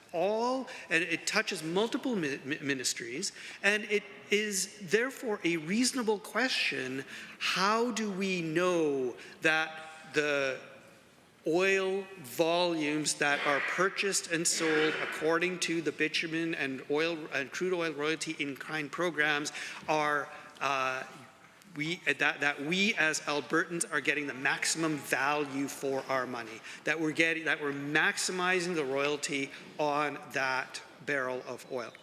Because, as I said before, this is complicated. The oil is picked up at the wellhead, I assume, for in-kind volumes. And by the way, I am making this up, so if I am wrong, I'm perfectly happy to get corrected, because I have had to just troll through the documents and try and figure out and piece together my own assessment based on my understanding of the industry of how this could probably work. So the oil volumes are picked up at the wellhead. They are either trucked to a terminal or they are pipeline connected. From those little feeder pipes, they go to a trading hub where they are put into a tank. And then at that point, they are either sold or moved down long-haul pipes. And this, I don't know, does the Alberta government actually purchase long-haul pipeline space? When they're making their purchase decisions or when they're acquiring volumes at the wellheads, are they paying firm pipeline capacity tolls, which is riskier because if the volume doesn't show up, then you're still on the hook for the toll, or are you paying interruptible volumes, which is lower risk but more expensive? And so these are questions that are actually they're trade-off questions, they're economics questions. And the people of Alberta have a right to know how the APMC is thinking about this decision-making and how they're making those decisions, not because I'm just a nerd about this and I want to know, but because the amount of money involved is really significant. It is $360 million a year. Under the circumstances of the budget that we're thinking about. And, that's just a lot of money. It's a money river, the kind of which if you're not watching where those pennies are going, a penny on every barrel suddenly turns out to be a significant amount of money. It's like the old saying, 100 million here and 100 million there, and suddenly you're talking about real dollars. And so, that's what I wish I knew about these $51.7 million additional appropriation. Now, I asked the Energy Minister last night in estimates, and I'll be honest, his answers kind of left a little bit to be desired. Because, first of all, he blamed Justin Trudeau for the whole problem, which was interesting. But really, what we just want to know is how do we know that Albertans are getting value for their money in a government agency, the Alberta Petroleum Marketing Commission, which quite frankly takes just a lot of the trash from bad government policies of the past and is responsible for managing it. The other problem is that crude oil trading is complicated. There are sharks in this business. And I don't know the extent to which we have, building a good trading system is very hard. And I don't know whether the APMC is managing the trading itself by setting out contracts, and maybe BP or Glencore or some other commodity trading house, Cargill, does it, or whether they actually have traders that are sitting on the desk. And just from my experience of watching traders being managed, I have fortunately never, ever had to manage traders, thank goodness. But, you know, it's like, you know, they're sitting around and they're like sitting at their computer terminals and you ask them, hey, what's going on here? Oh, hedging, we're just hedging. There's nobody here but us hedgers. We're certainly not taking speculative risk. And you know, okay, maybe. But these systems are complicated and they have to be built properly, and traders have to be managed, and there's big counterparty credit issues where if you are selling your oil down the line, the cash doesn't cross every day. You get paid on the 25th of the month, and so you have credit risk on average of 55 days for your counterparty to pay you. And if you're not managing that credit exposure correctly, like counterparties do blow up often. And so how are we managing those exposures? And so these are things that we kind of just don't know. Like, I should be able to go to the website and say, hey, here's our risk management policy, or hey, here's how we actually collect the oil. This is where we sell it off. We transact at trading hubs at Access and at Edmonton, at Hardisty and at Cromer, but I can't find out any of that information. And so I have to take the Minister of Energy's and the Minister of Finance's word for it that, yes, for sure, this is just a matter of, you know, additional volume. When prices go up, we have to pay more for marketing costs. But what we don't have is a sense of, well, why is that? Can we instead be having fixed dollar marketing amounts? Or like, why is that just a stupid question? And it's information that I wish that we had so that the people of Alberta can look at this like $360 million line item. My goodness, it's, boy, that's a half a raish, you know? Like this is real dollars. It's a semi-raish that I just wish we could get a little bit more insight into. Okay. And so, okay, so 51.7 billion, it's already been spent, and I'm glad that we had a really good year for bitumen royalties. I hope that our subsequent years are just as good, although of course the province is forecasting lower oil prices, and which will bring that cost down. But you know, kind of in the budgeting process, I kind of wish that costs, like, there's got to be a better way for costs that are inherently unpredictable. If we have to forecast bitumen volumes, which is not easy, but much easier than forecasting prices, and if we need to forecast prices, then maybe there should be a way to document that, hey, in this state of the world, this is what we expect, so that the government can be held accountable. So that way we know, oh, this isn't just a normal price and volume thing. This is actually out of the ordinary because it was beyond what was forecasted. Can I get my time, Mr. Speaker? Would you mind? I'm done. All right. 30 seconds. All right. Thank you very much. Thank you for giving me the opportunity to speak to the supplementary supply estimate. Yeah, thanks very much. Well done. Any others wishing to speak? The member for Calgary-Glenmore. Thank you, Mr. Speaker, and I'd like to thank the member from Calgary-Elbow for that elaborate energy analysis and a crash course in oil trading. We learned a lot, so thank you. Mr. Speaker, I rise today to speak on Bill 43, the Appropriation Supplementary Supply Act. The objective of bills like that is to seek and to provide supplementary funding authority to the government of Alberta from the revenue, the general revenue fund for the fiscal year. And Mr. Speaker, such bills are typically introduced by governments to address additional funding requirements that were not anticipated during the initial budgeting process. As the member from Calgary-Elbow mentioned, the Energy and Minerals Ministry is asking for a $51.7 million increase for the cost of selling oil. And it's hard to understand how does the minister explain such a significant forecasting error in the budget planning. And the question is truly about transparency and clarity and trust. And why should Albertans trust this financial management when the government's estimates were off by over $51 million? It's not 51 cents or $51, it's $51 million.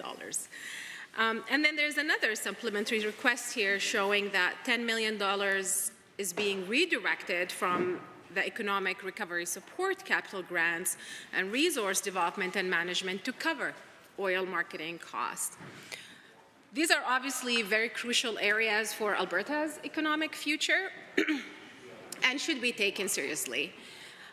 So why were these strategic programs underspent at a time when Alberta needs a real economic diversification plan and more than ever?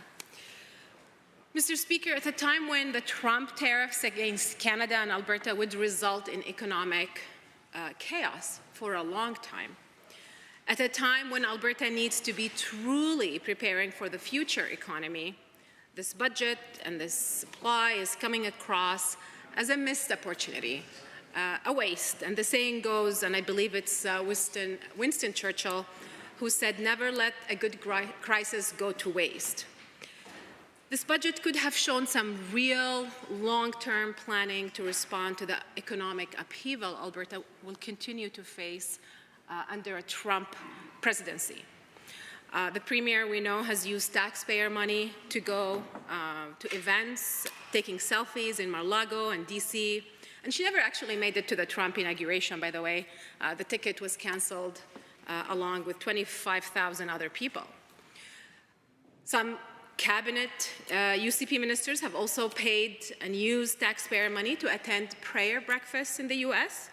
Perhaps they were hoping to pray the Trump tariffs away. But, you know, for public record here, I want to emphasize that none of these taxpayer-funded activities have resulted in stopping the tariffs or bringing investments into our province. The government needs to understand that working with a bully like Trump is not business as usual. This is not just a trade war, Mr. Speaker. This is a war. This is a question of sovereignty, and we need different ways of thinking in this budget, in these programs, in these ministries, in order to remain competitive.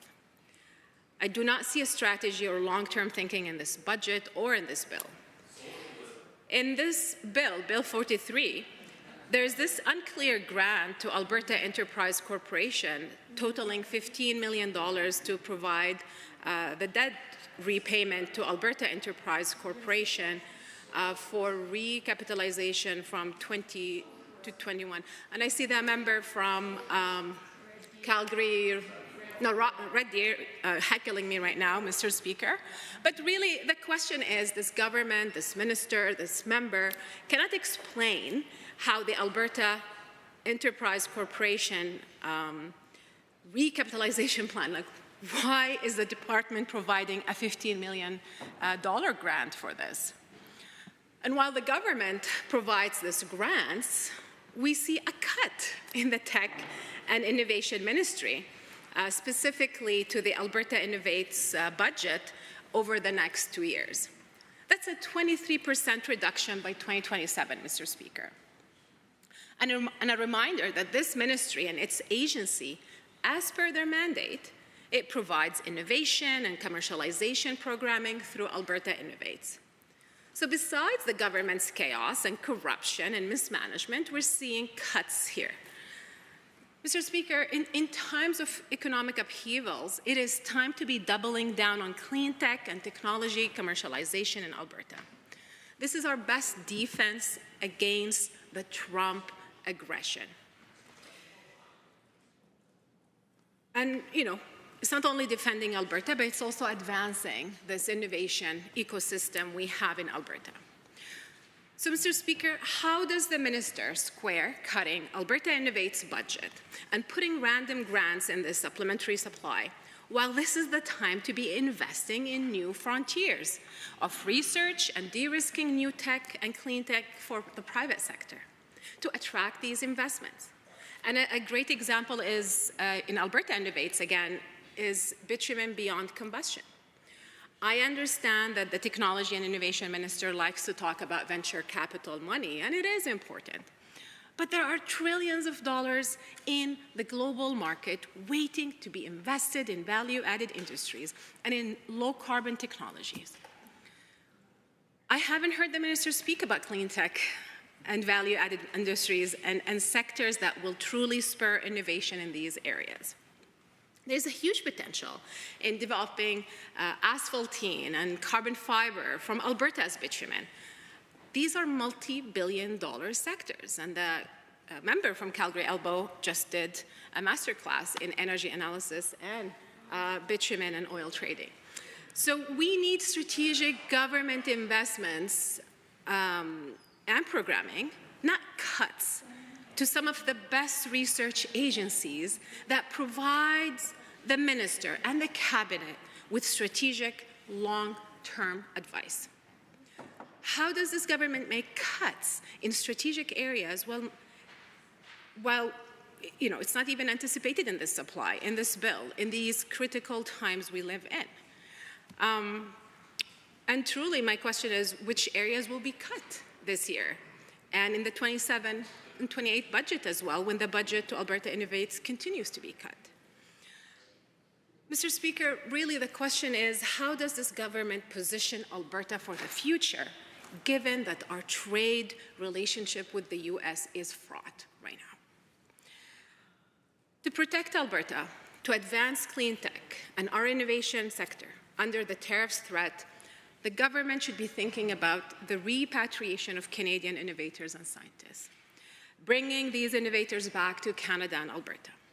Where is this plan in this budget and in this bill?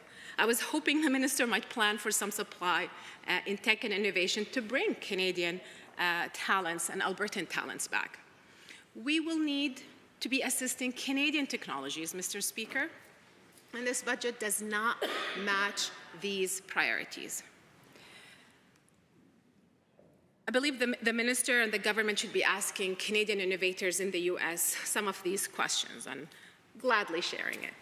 Do you require the government's assistance to bring your technology or project pilot to Canada and Alberta?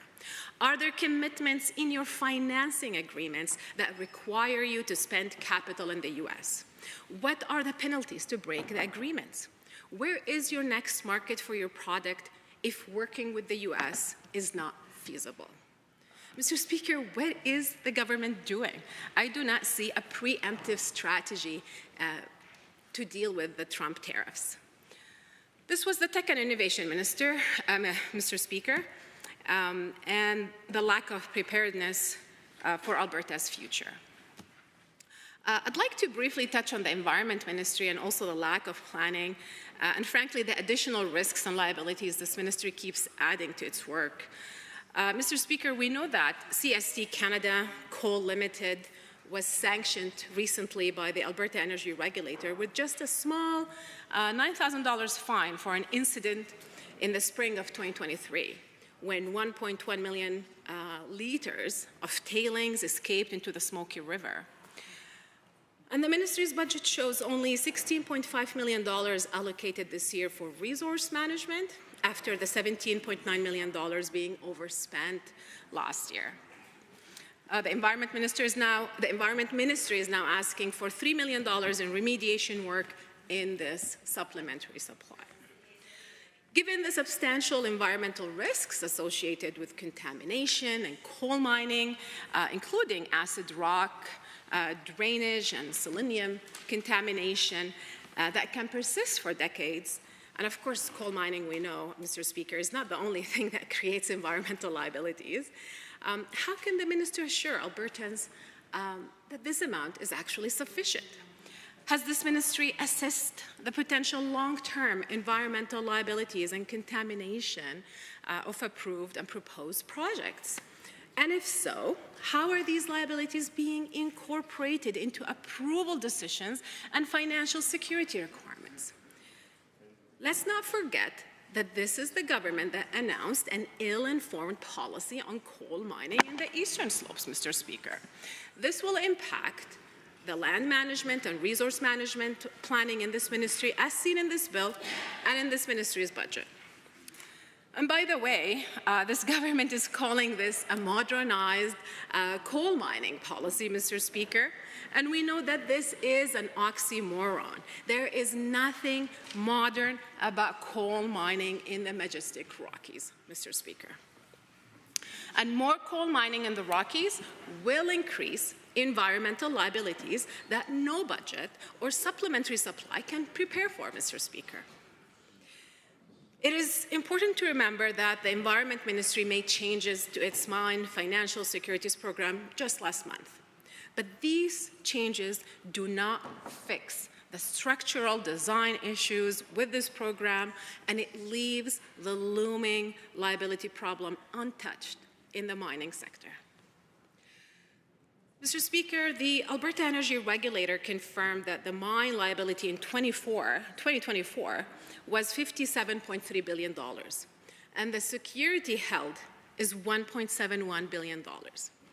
The liabilities increased from $47.3 billion in 2023 to $57.3 billion in 2024.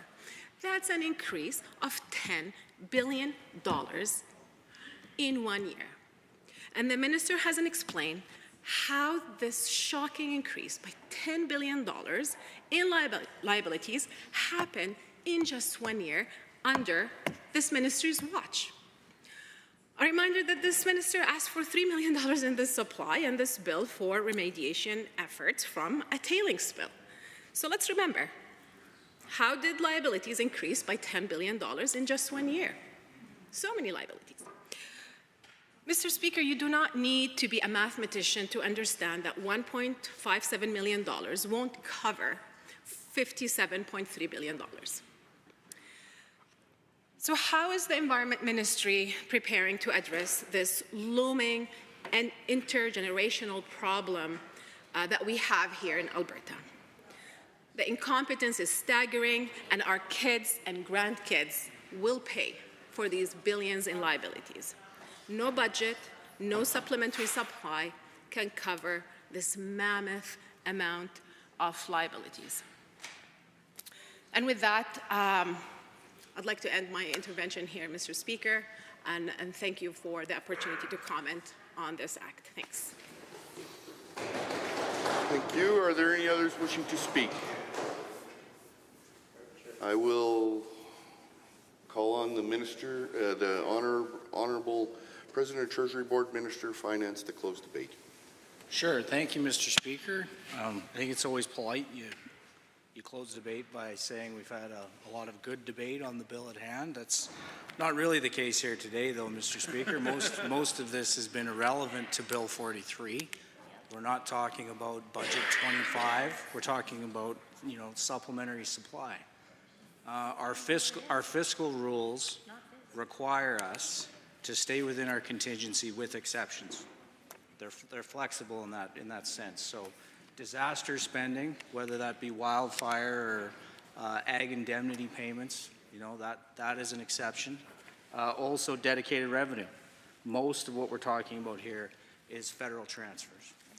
I don't think anyone in this House on either side wants to deny, federal funds to flow through into these important programs. I think that's something that we can all get behind. One of the members mentioned, I wish there was more meat on the bone here, more meat in this bill. I'd say you've got that totally wrong. You should be wishing that this bill doesn't exist or isn't needed. That's what we all want. That's what I want to see next year. It's part of why there's a $4 billion contingency in Budget 2025. But we don't want to deny federal transfers to flow through into these important programs. We had another substantial wildfire year and the third consecutive year of pretty significant drought. So I think that's the point here, Mr. Speaker. We're accounting for the things that couldn't be avoided. I would urge everyone in the House to support Bill 43. Well, here. Members, having heard the question as proposed by the Honourable Minister of Finance, the President of Treasury Board, all those in favour of the motion, please say aye. Aye. Any opposed, please say no. No. In my opinion, the ayes have it. That motion is carried. Bill 43, Appropriation Supplementary Supply Act 2025 is now read a second time. Under Government Bills and Orders for second reading, Bill 39, Financial Statutes Amendment Act 2025, Honourable Mr. Horner. The Honourable Minister of Finance, the President of Treasury Board. Thank you, Mr. Speaker.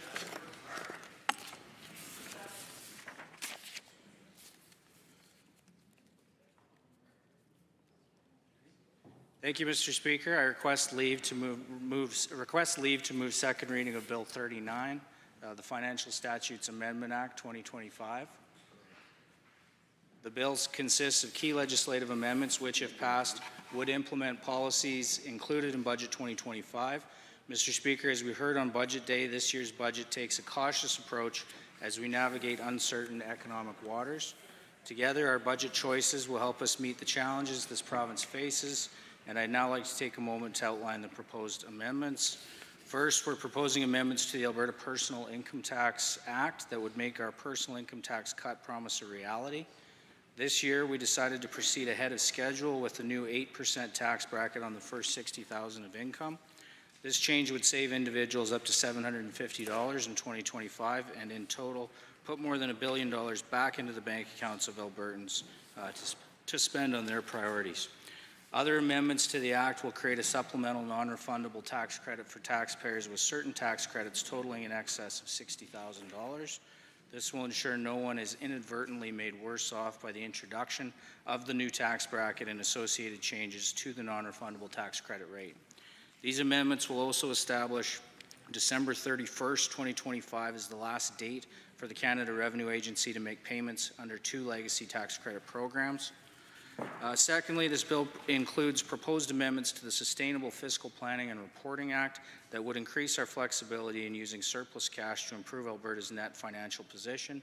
If passed, these changes would allow government to allocate 50% of surplus cash toward repaying maturing debt or investing in the Heritage Fund rather than using it all for debt repayment. It would also allow us to focus on improving Alberta's overall net financial position rather than being solely focused on debt repayment. This bill also includes proposed changes to the Legal Professions Act.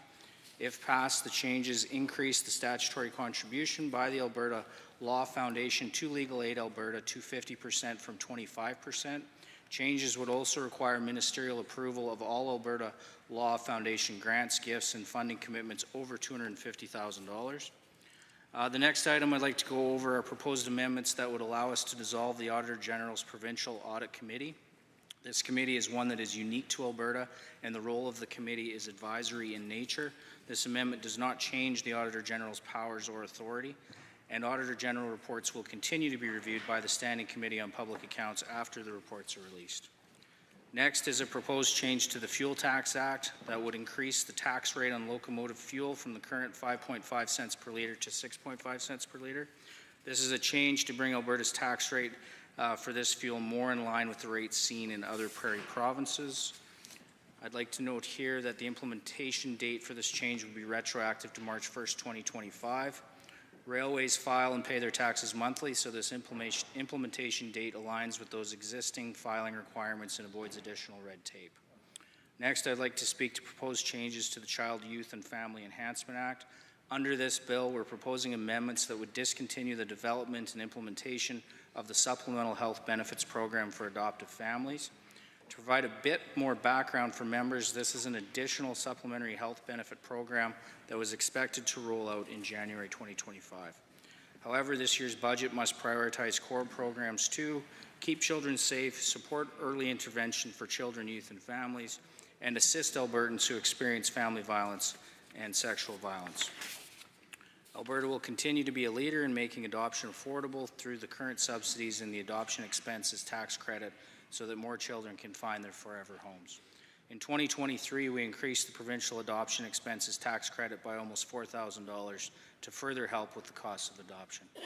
and this government is helping subsidize the cost of private adoption through licensed agencies by providing a one-time subsidy of $6,000 for adopted families earning less than $180,000 per year.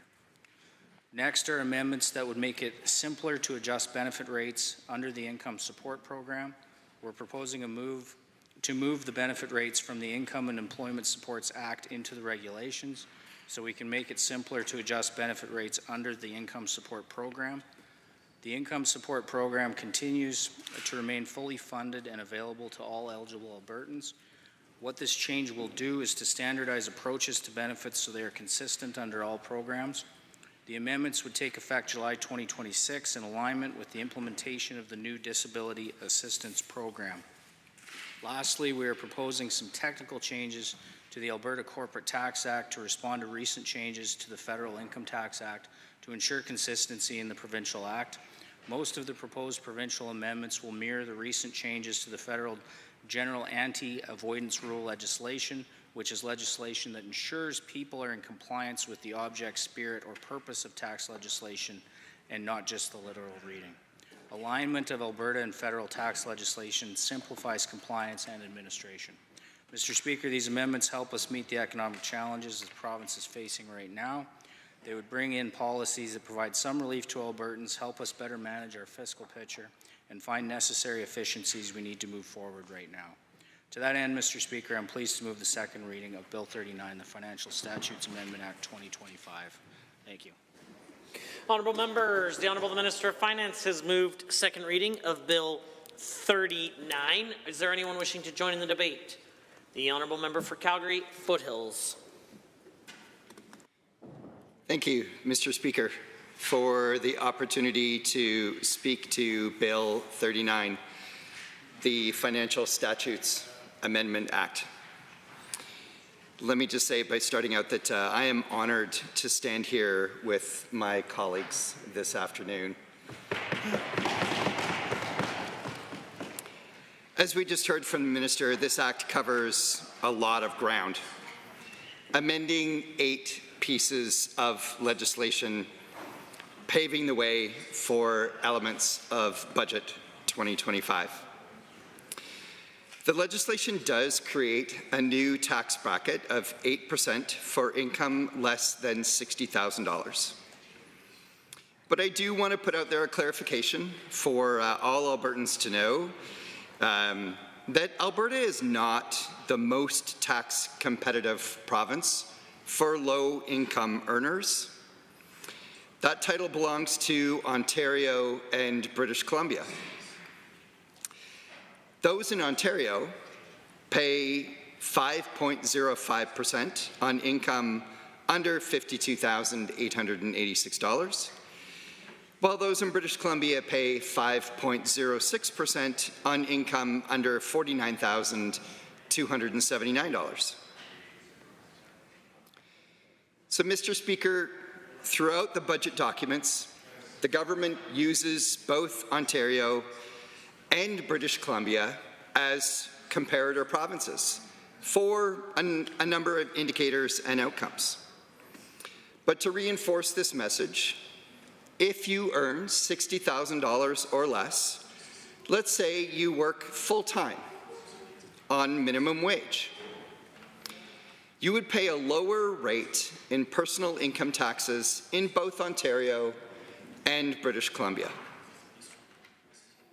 So, Mr. Speaker, I'd like to take a moment to talk about our understanding of who benefits from the tax change in this bill.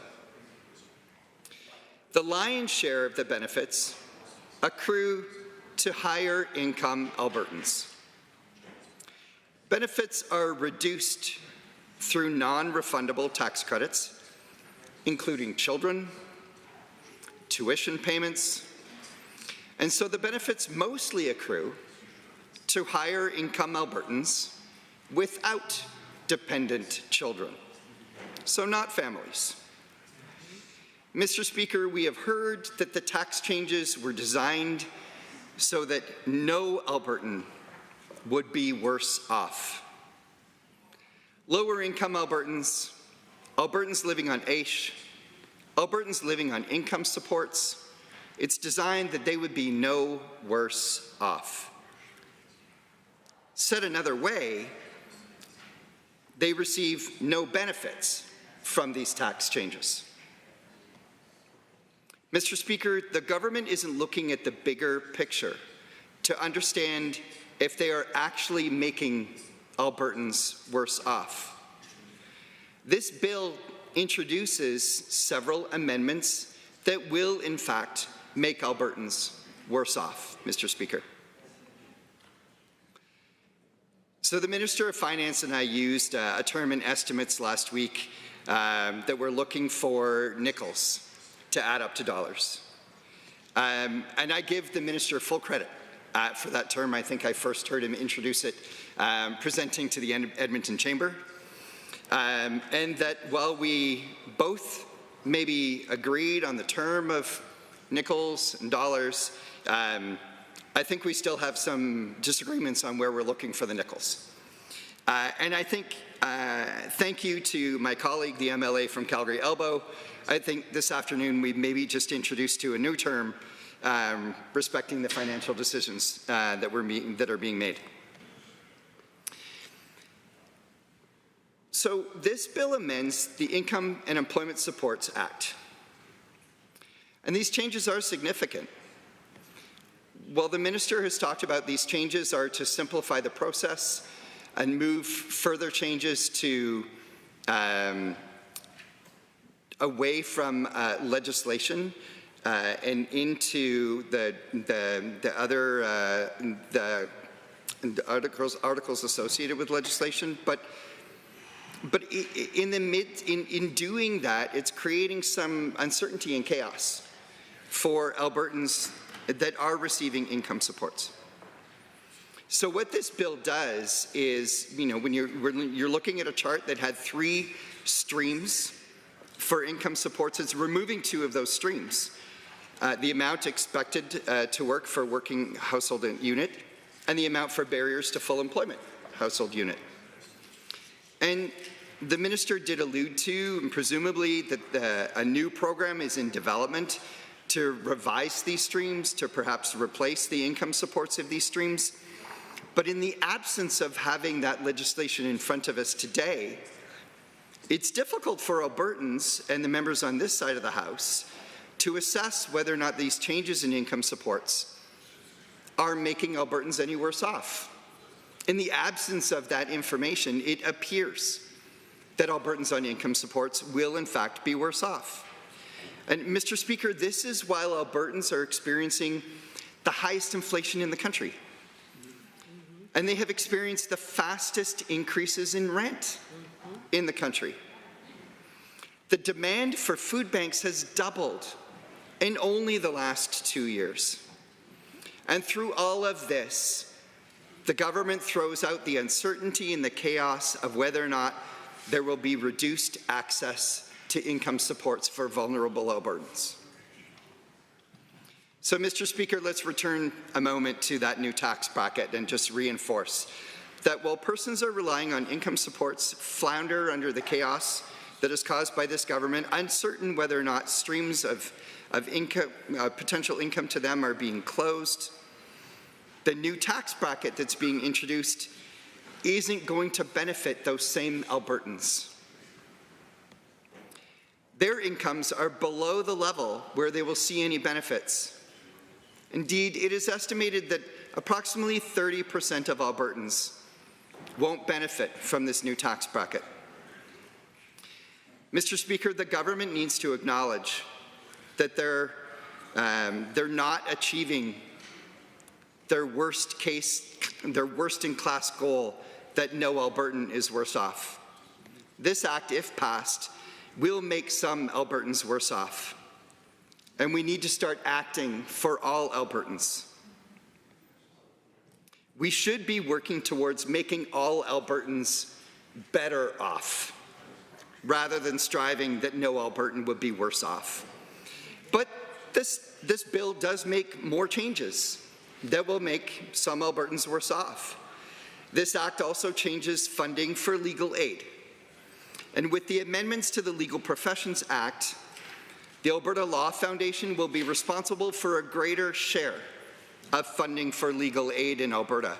And Mr. Speaker, while the government will say that no Albertan is worse off from this decision because they anticipate the same number of Albertans will be serviced by legal aid, legal aid is critical for vulnerable Albertans that can't afford legal representation.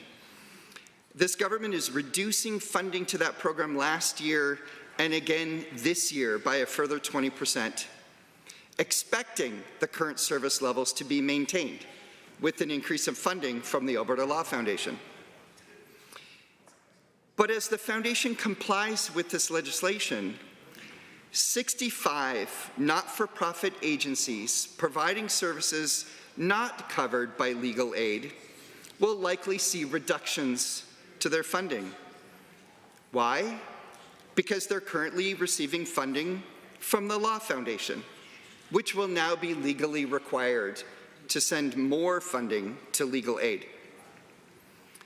The government must fulfill its responsibility to adequately fund legal aid, allowing the Law Foundation to continue supporting those 65 not-for-profits that are supplying information and supports to Albertans to access justice.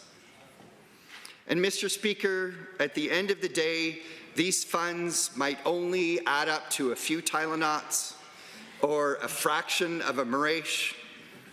While the government is spending hundreds of millions in bloated surgical contracts for their friends, they seem unwilling to ensure that vulnerable Albertans have access to legal aid or income supports. Mr. Speaker, there are more examples how Albertans are made worse off with Bill 39. Bill 39 also proposes to amend the Child, Youth and Family Enhancement Act. This act had been previously amended, or other acts were amended to include health benefits for families with adopted children. But that promise, like so many promises from this government, has just been cancelled. Families adopting children, especially those children with complex needs, face additional expenses to do so. Access to health benefits could have resulted in more adoptions of children with complex needs. But the promise of health benefits has now been replaced with the potential promise of a different kind of financial assistance that, again, this act doesn't clarify, and a future act that may be coming, we don't have that in front of us. We also don't see changes to regulations, so we don't know what's going to happen there. Mr. Speaker, in 2023, this government thought that extending health benefits to families adopting children was a good idea. It was, and still is, a good idea. But I guess this government has changed their minds. To save $3 million a year, that's 1/3 of what this government allocates to Executive Council to maintain the energy wardroom that launches and loses lawsuits to filmmakers making children's films like Bigfoot. Mr. Speaker, those are just some examples of how this act, Bill 39, makes Albertans worse off. There is so much more in this budget that makes it clear this government is failing in their most basic objective, that no Albertan shall be worse off. The budget is increasing the provincial share of property taxes by 14%, negatively impacting all Albertans.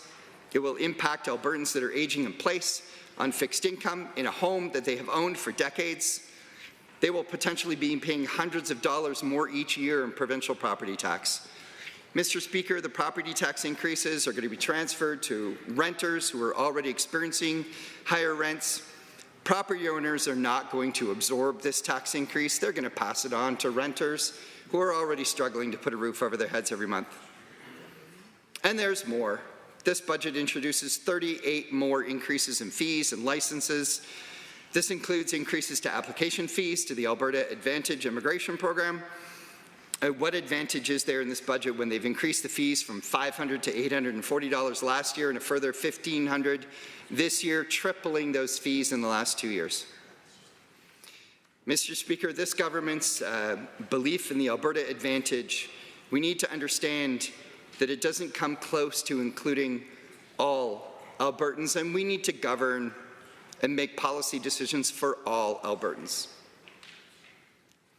And Mr. Speaker, maybe Calgary Foothills and the constituencies represented by Alberta's New Democrats are unique, and that we have residents who are living and relying on income supports.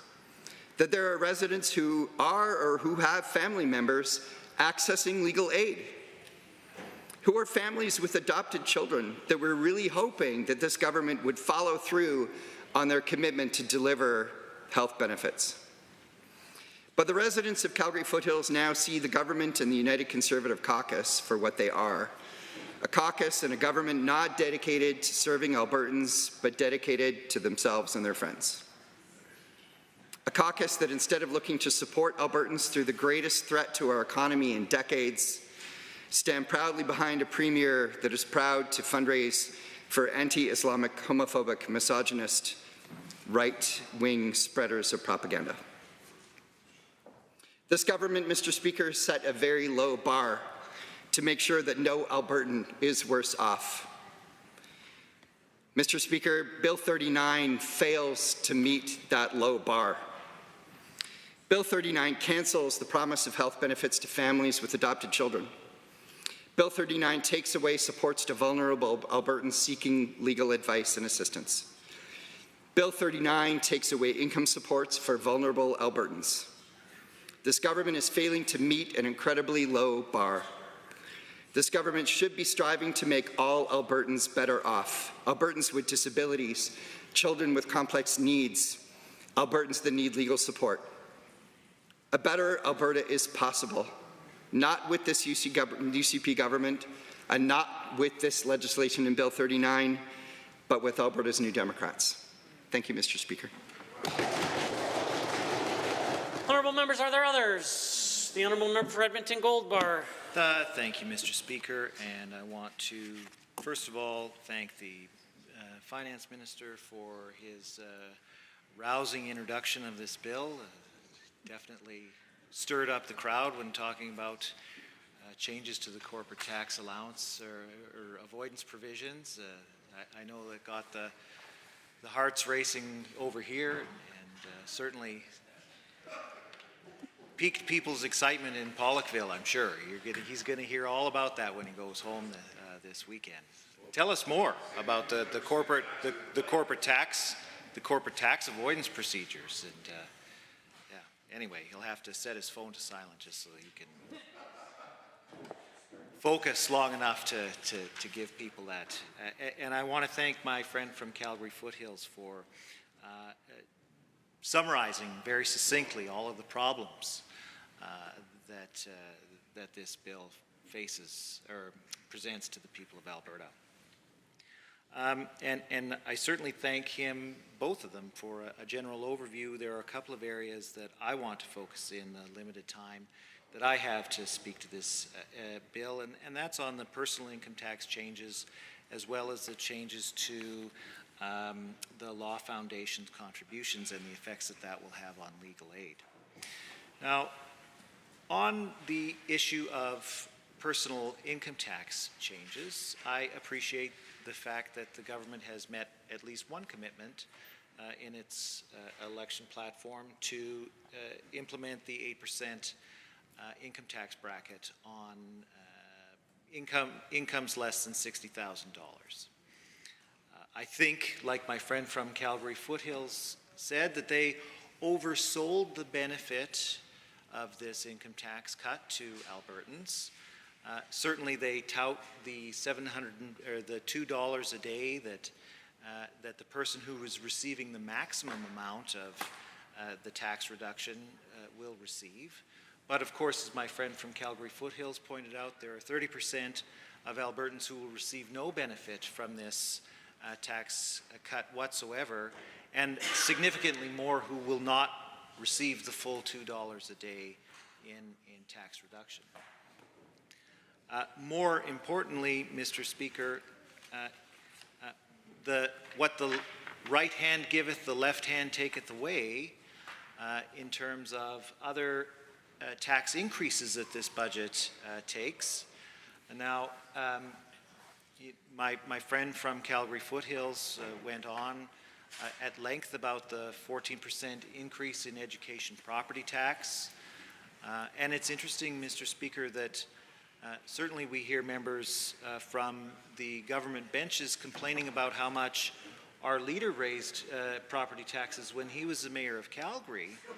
And yet they turn around and raise property taxes by 14% in 1 year on every property owner in the province of Alberta. So that's an interesting contrast, Mr. Speaker. I also want to emphasize the fact that unlike income tax, Mr. Speaker, which is at least roughly correlated to one's ability to pay, property taxes are not. You know, we all, for those of us who are lucky enough to own our own homes, we purchase that at a particular point in time when our income and our expenses were set at a rate at that particular point in time, and our income and expenses don't necessarily keep up with the changes in property taxes. And so somebody who owns a house now today that they bought 20 or 30 years ago may find that the property taxes that were once affordable are no longer affordable because the cost of the amount of the property tax and the value of the property has gone up way out of proportion to their income and their expenses and their ability to pay. And so it's incredibly concerning to me, Mr. Speaker, that we are shifting the burden again away from Albertans who have an ability to pay their taxes onto the shoulders of people who have less ability to pay for those taxes. We saw the government do this in its term from 2019 to 2023 when it reduced the corporate tax from 10 to 8%, or from 12 to 8%. You know, corporations have a very high ability to pay their corporate taxes if they comply with the law, and the government shifted the burden of funding government programs and services away from those corporations, some of whom are among the most profitable in the history of humanity, to people like the residents of Edmonton Gold Bar who are just struggling to ends meet, and now they're faced with an increased share of the burden of the cost of provincial services.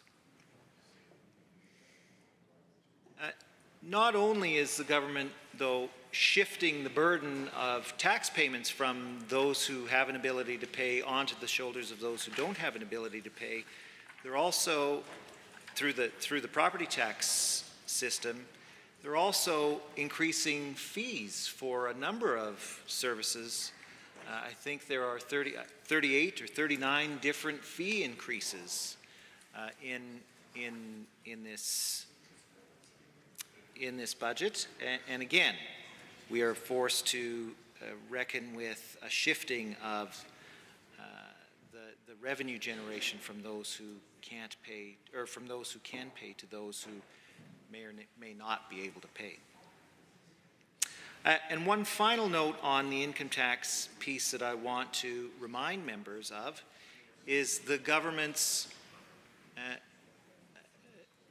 repeated walkback of its promise to index income tax brackets as well as government benefits to inflation. We saw the UCP introduce legislation last fall that reneged on its commitment to keep those income tax brackets and benefit payments in line with inflation, and now they've brought in legislation that will keep those things in line with inflation, or a rate of 2%, or maybe nothing at all, depending on how the finance minister feels about the budget that year.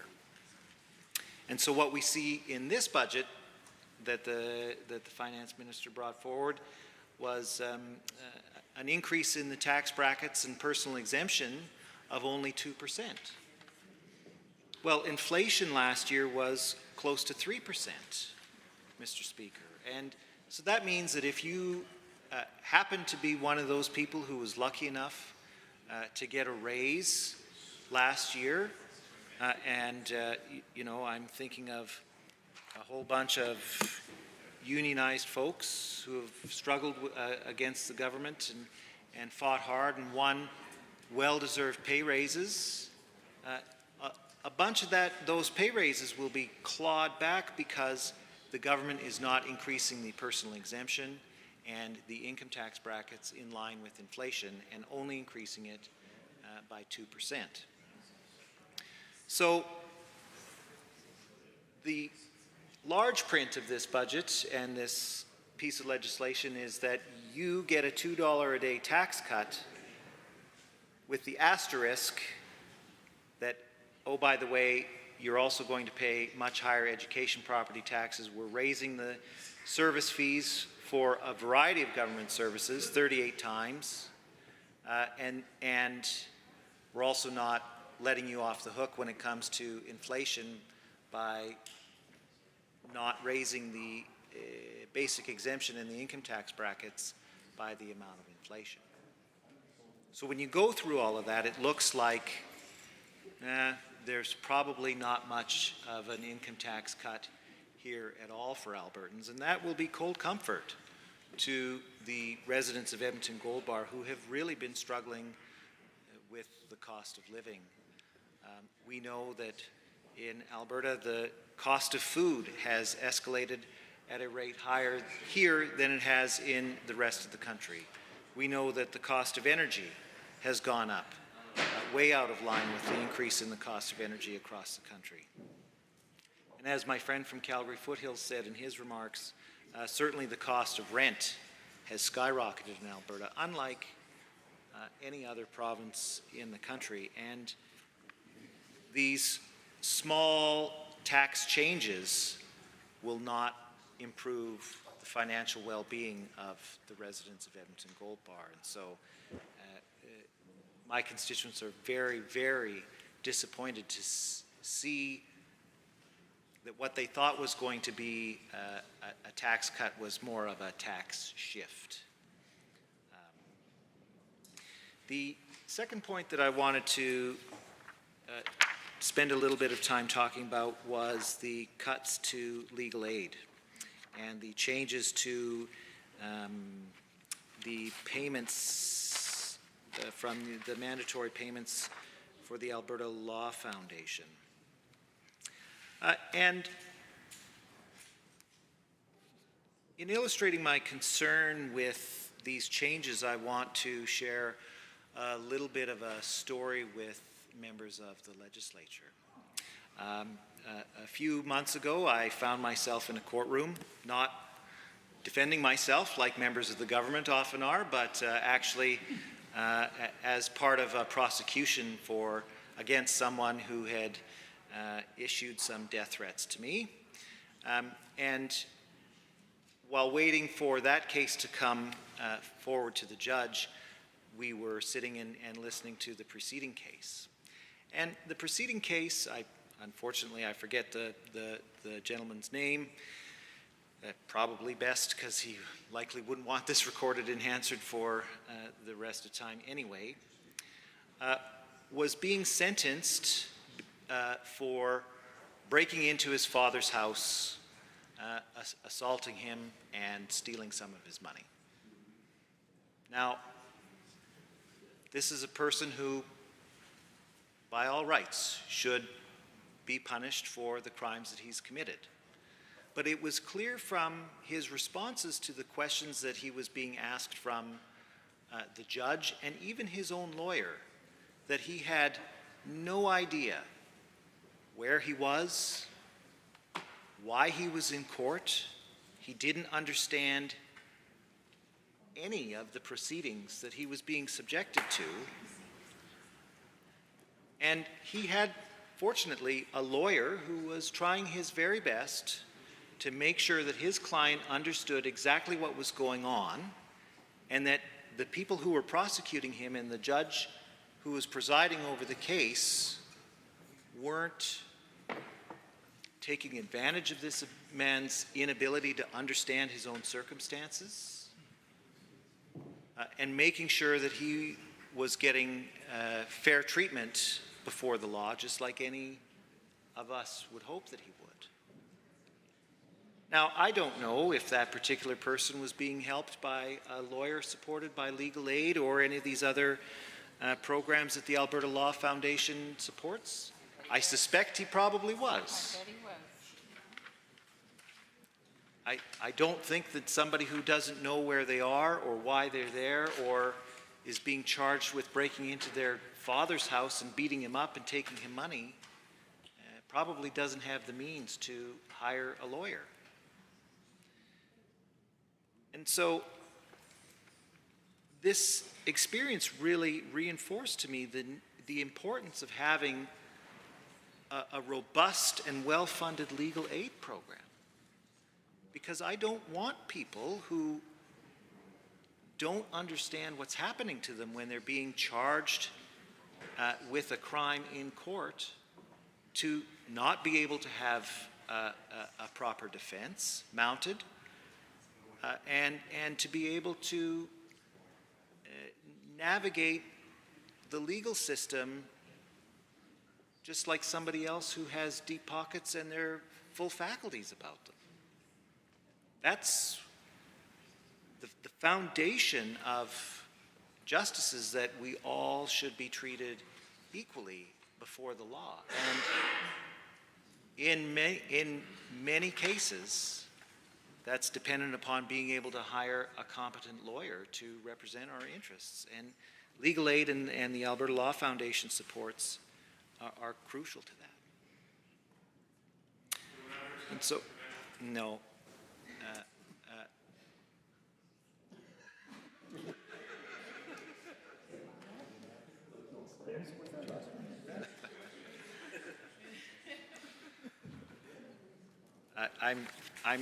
I'm sure that if the member wants to share something, he can go on Breitbart and provide some comments. Sadly, that concludes the time allotted for your comments this afternoon. Are there others wishing to join in the debate? The Honourable Member for Calgary, Acadia. Thank you, Mr. Speaker. So I rise to contribute to the debate against this bill, Bill 39, Financial Statutes Amendment Act 2025, in its second reading. Now, there are several areas of this bill that I find concerning. Let's start with the bait and switch that Albertans who are, or might be considering, opening up their homes to adopt a child or youth are facing with this bill. So, Mr. Chair, the government promised supplemental supports to adoptive families to help offset the ever increasing costs of dental, optical, and so on. This bill removes that completely. Just poof, gone, Mr. Speaker. Albertan families have been making decisions based on the dollars that they would expect to be coming into their homes, and now what? Get another job? It's ridiculous, Mr. Speaker. Further, this particular support was in part to help address the complex needs that come with alcohol and or drug use during pregnancy. So, Mr. Chair, the need for this, of course, the need for these supports is of no fault of that child, youth, or adult who needs them. These supports are needed because the government has failed to provide appropriate education, prenatal care, etc. for the biological mother of these children. Because, Mr. Chair, fetal alcohol disorder continues to be seen here in Alberta, even though the prevention is well known. Mr. Chair, how is it 2025 and our education system has failed so badly that we need to post the same posters against drinking while pregnant that were up 20 years ago?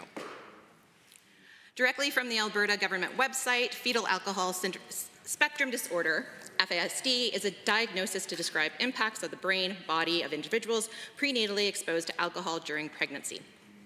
FASD is a lifelong disability. 60% of pregnancies are unplanned. So therefore, the risk for prenatal exposure is significant. So, Mr. Chair, the key to FASD prevention is education and support. This education should start in the classroom. This education should start before young women find themselves in situations where they need this education to make the best decisions for themselves. The Alberta government should be investing in evidence-based, updated, practical sexual health education for youths. Yep. Instead, what we're seeing is this UCP government change sexual education in the classrooms to an opt-in instead of an opt-out. This works against what evidence dictates should happen, which seems to be a bit of a pattern with this government. So why do Albertans who have FASD need extra supports? Because, Mr. Chair, they may experience challenges in their daily lives and need support with motor skills, physical health, learning, memory, attention, emotional regulation, social skills, the list goes on. And again, from Alberta's website, although people with FASD experience complex challenges, they also possess resilience, strength, and abilities and offer valuable contributions to society.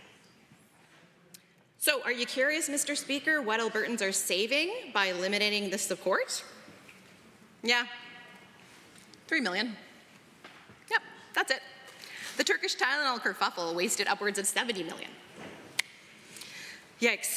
Mr. Chair, sorry, pardon me, Speaker, Mr. Speaker, what a terrible message to be sending to Albertans. Now, so the message being sent is that you and your adopted children have little or no value in the eyes of this government. Mr. Speaker, when the government pulls a bait and switch, why should Albertans believe anything coming from this government? Oh, and Mr. Speaker, of course, this isn't the only bait and switch this government has made for adoptive parents. You might recall that Bill 10, a Financial Statutes Amendment Act 2023, that bill introduced adoption health benefits and took a step towards making adoption feasible for more Albertans. This bill takes those steps right back. Mr. Speaker, in Alberta, we have far too many children and youth who need a permanent home. They might be in foster care or group homes. They need families. And this government knows that we need more families, not fewer. In fact, it was the same government who put out calls for more foster parents, but now that they've answered the call, they leave them high and dry. So, Mr. Speaker, why would Albertan families who are considering opening their home to a child or youth during these challenging times trust this government with any supports that they offer? Further, Mr. Speaker, fostering and kinship care can transition to adoption, to a permanent home for that child or youth. However, this cruel cut in supports, in addition to the cuts to support for permanency, will not increase the number of children and youth who will be adopted, Mr. Speaker.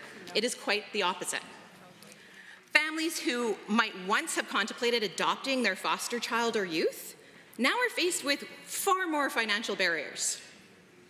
The message this government is sending is mean, Mr. Speaker. The bait and switch is not how you grow Alberta. How you grow Alberta is by empowering Albertans. And that includes Albertans with FASD.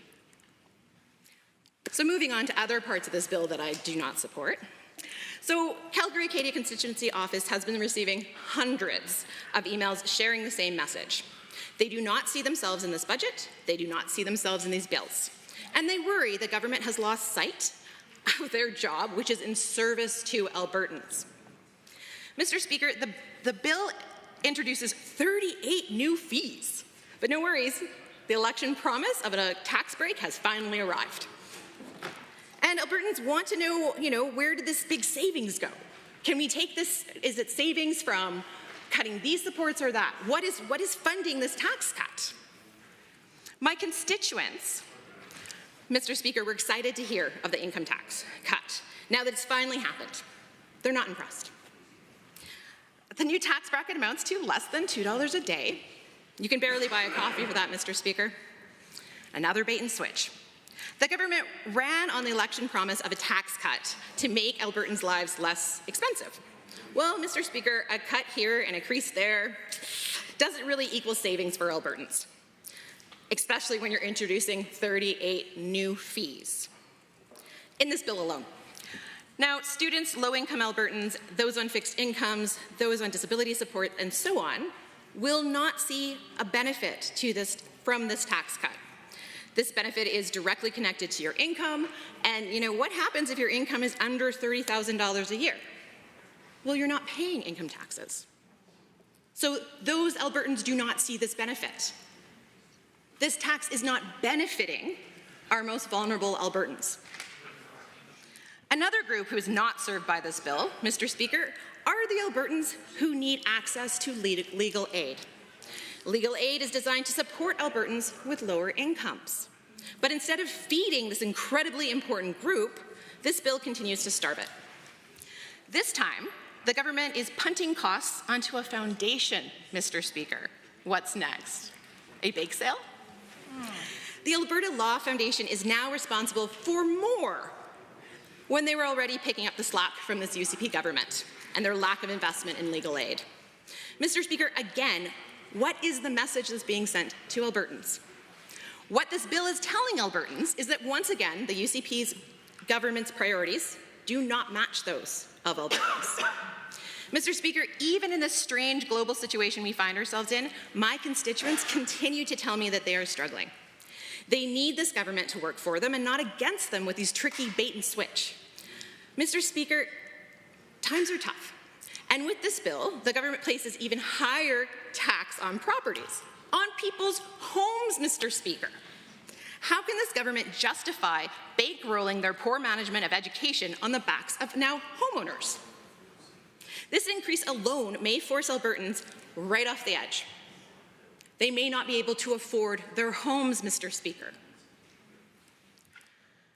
And then what? Well, nothing in this bill, nothing in this budget is going to help them then. Mr. Speaker, my riding of Calgary-Acadia is home to 48 schools. And the member from Calgary Foothills is always jealous to hear that, so I'll repeat it. Calgary-Acadia has 48 schools.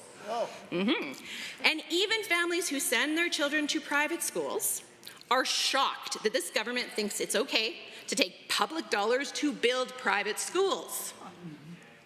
They're also not impressed that any benefit they receive is off the back of the most vulnerable Albertans. An example, of course, of which, Mr. Speaker, is childcare. In addition to the new cuts introduced in this bill, a subsidy that benefited families with household incomes less than $180,000 so that they could access childcare was deleted. It was deleted with little notice or little consultation. The deletion has rippled through the entire province, Mr. Speaker, regardless of what this government would like to report. All communications that have come into my office from across the province, and I know the ministry has also received it as we're all copied on the same emails, all communications about this change to childcare have been upset. Either they're upset because Albertan families are being blindsided by this change, and they're upset that fewer Albertan children will now have access to childcare. Albertans are not interested in lifting themselves up by stepping on their neighbours. Albertans are not interested in a 2- or 3-tiered service to their children. Albertans want their children and their neighbours' children to receive the supports they need to grow into productive, happy, and well-informed adults. This government appears to have developed a habit of starving nonprofits and bringing it in-house in secret, while claiming to provide the same supports. Mr. Speaker, this simply is untrue. Nonprofits work in their communities, know their clients, know their needs, and can advocate appropriately for them. The services they provide are tailored to what Albertans need. The government, Mr. Speaker, clearly does not know Albertans. Given this bill and given this budget, and their big old swing from $5 billion surplus to $5 billion deficit in 1 year, Mr. Chair, Albertans are smart. They can see that this, and I quote, financially conservative government with a $10 billion swing in the last year, this government is not invested in them. The ongoing corrupt care situation, the pandering to an unstable and rather concerning radical president to the south. How does this government expect Albertans to take them seriously? This government needs to do better. I encourage everyone to vote against this bill. Honourable members, are there others wishing to join in the debate? The honourable member for Edmonton Riverview has the call. Well, thank you very much, Mr. Speaker. It's my pleasure to join debate on Bill 39, the Financial Statutes Amendment Act 2025. And certainly, as my colleagues have all spoken very eloquently about this bill, and you know, one of the things that we want to highlight is that in order to keep one promise, the UCP is breaking several others. And you know, some of the most egregious aspects of it were spoken about by my previous colleague regarding you know, a program that would support adoptive families with dental supports and other supports, psychological supports, optical and other health benefits. And she certainly explained that quite well, and it, you know, that I find extremely disturbing. It's an area that we should be investing in, not, you know, a program that was promised was eliminated by this legislation. But I just wanted to talk a little bit about the changes to the Legal Professions Act. Of course, this bill is an omnibus bill. There's several pieces of legislation that are changed within it, and I wanted to talk about the Legal Professions Act because it's kind of got some stuff in that really is disturbing, in that the Minister of Justice will now have much more control over what an independent nonprofit does with their funds. And these funds, that's the Law Foundation, the Alberta Law Foundation.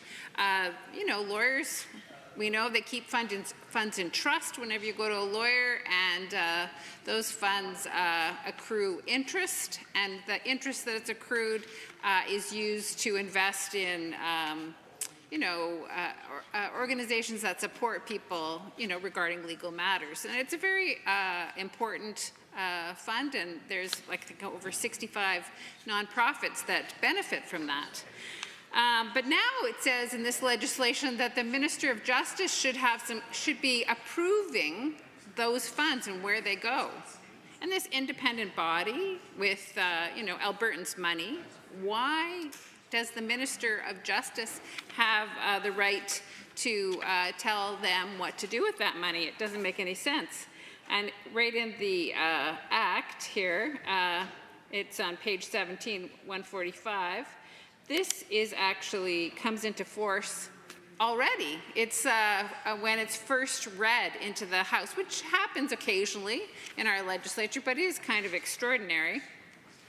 And it says very clearly that anything must be approved by the Minister of Justice. And so certainly the Alberta Law Foundation has a lot of concerns about this, because these funds aren't government funds. These are funds that they keep in trust, the interest on them, and invest them back into Albertans. And so many organizations do important work. Like, for example, the Edmonton Community Legal Centre. It offers volunteer legal advice clinics, follow-up legal advice, representation, public legal education, information and referrals for vulnerable individuals in Edmonton, northern regions, including Grand Prairie. So this is very important funding to support people. And the thing is, this centre, they have said that their intakes have doubled since 2020. There's such a huge demand. People are, you know, really having concerns about being able to make ends meet, and, you know, legal issues still happen, and sometimes that threshold for the Legal Aid Society, which has been increased slightly up to $30,000 annually before you can, you have to have income under that to be able to access that program. You know, if you're just a little bit above that, what do you do? So these kind of nonprofits, like the Edmonton Community Legal Centre, are so important. There's also the University of Alberta Faculty of Law. They help Indigenous law research. It's unit based out of the University of Alberta with the objective of upholding Indigenous laws through community-directed research and learning. So again, this is a very important contribution that these funds make. Will the minister not think that that's an important focus for these funds? seems like he will have the decision-making power. Also, Student Legal Aid Services of Edmonton, they provide legal information and assistance to the community from University of Alberta law students. Islamic Family and Social Services, culturally relevant, multimedia legal education resources in English, Arabic, and Somali. Again, these are important programs that support sometimes newcomers to our province, and we need to, you know, the Law Society, the Alberta Law Foundation, you know, collects these funds, is investing in the community, and somehow the UCP thinks it's important that the minister insert himself and then he makes the decisions about these funds, which doesn't make sense to me. I'll just give you some other, Institute for African Advancement, provision of translated legal education materials and legal information workshops to help address the barriers faced by African families, youth, immigrants, and newcomers in Alberta. There's Pro Bono Law, Youth Restorative Action Project. Members, I hesitate to interrupt, but pursuant to Standing Order 4-2, the House stands adjourned until tomorrow at 1:30 p.m.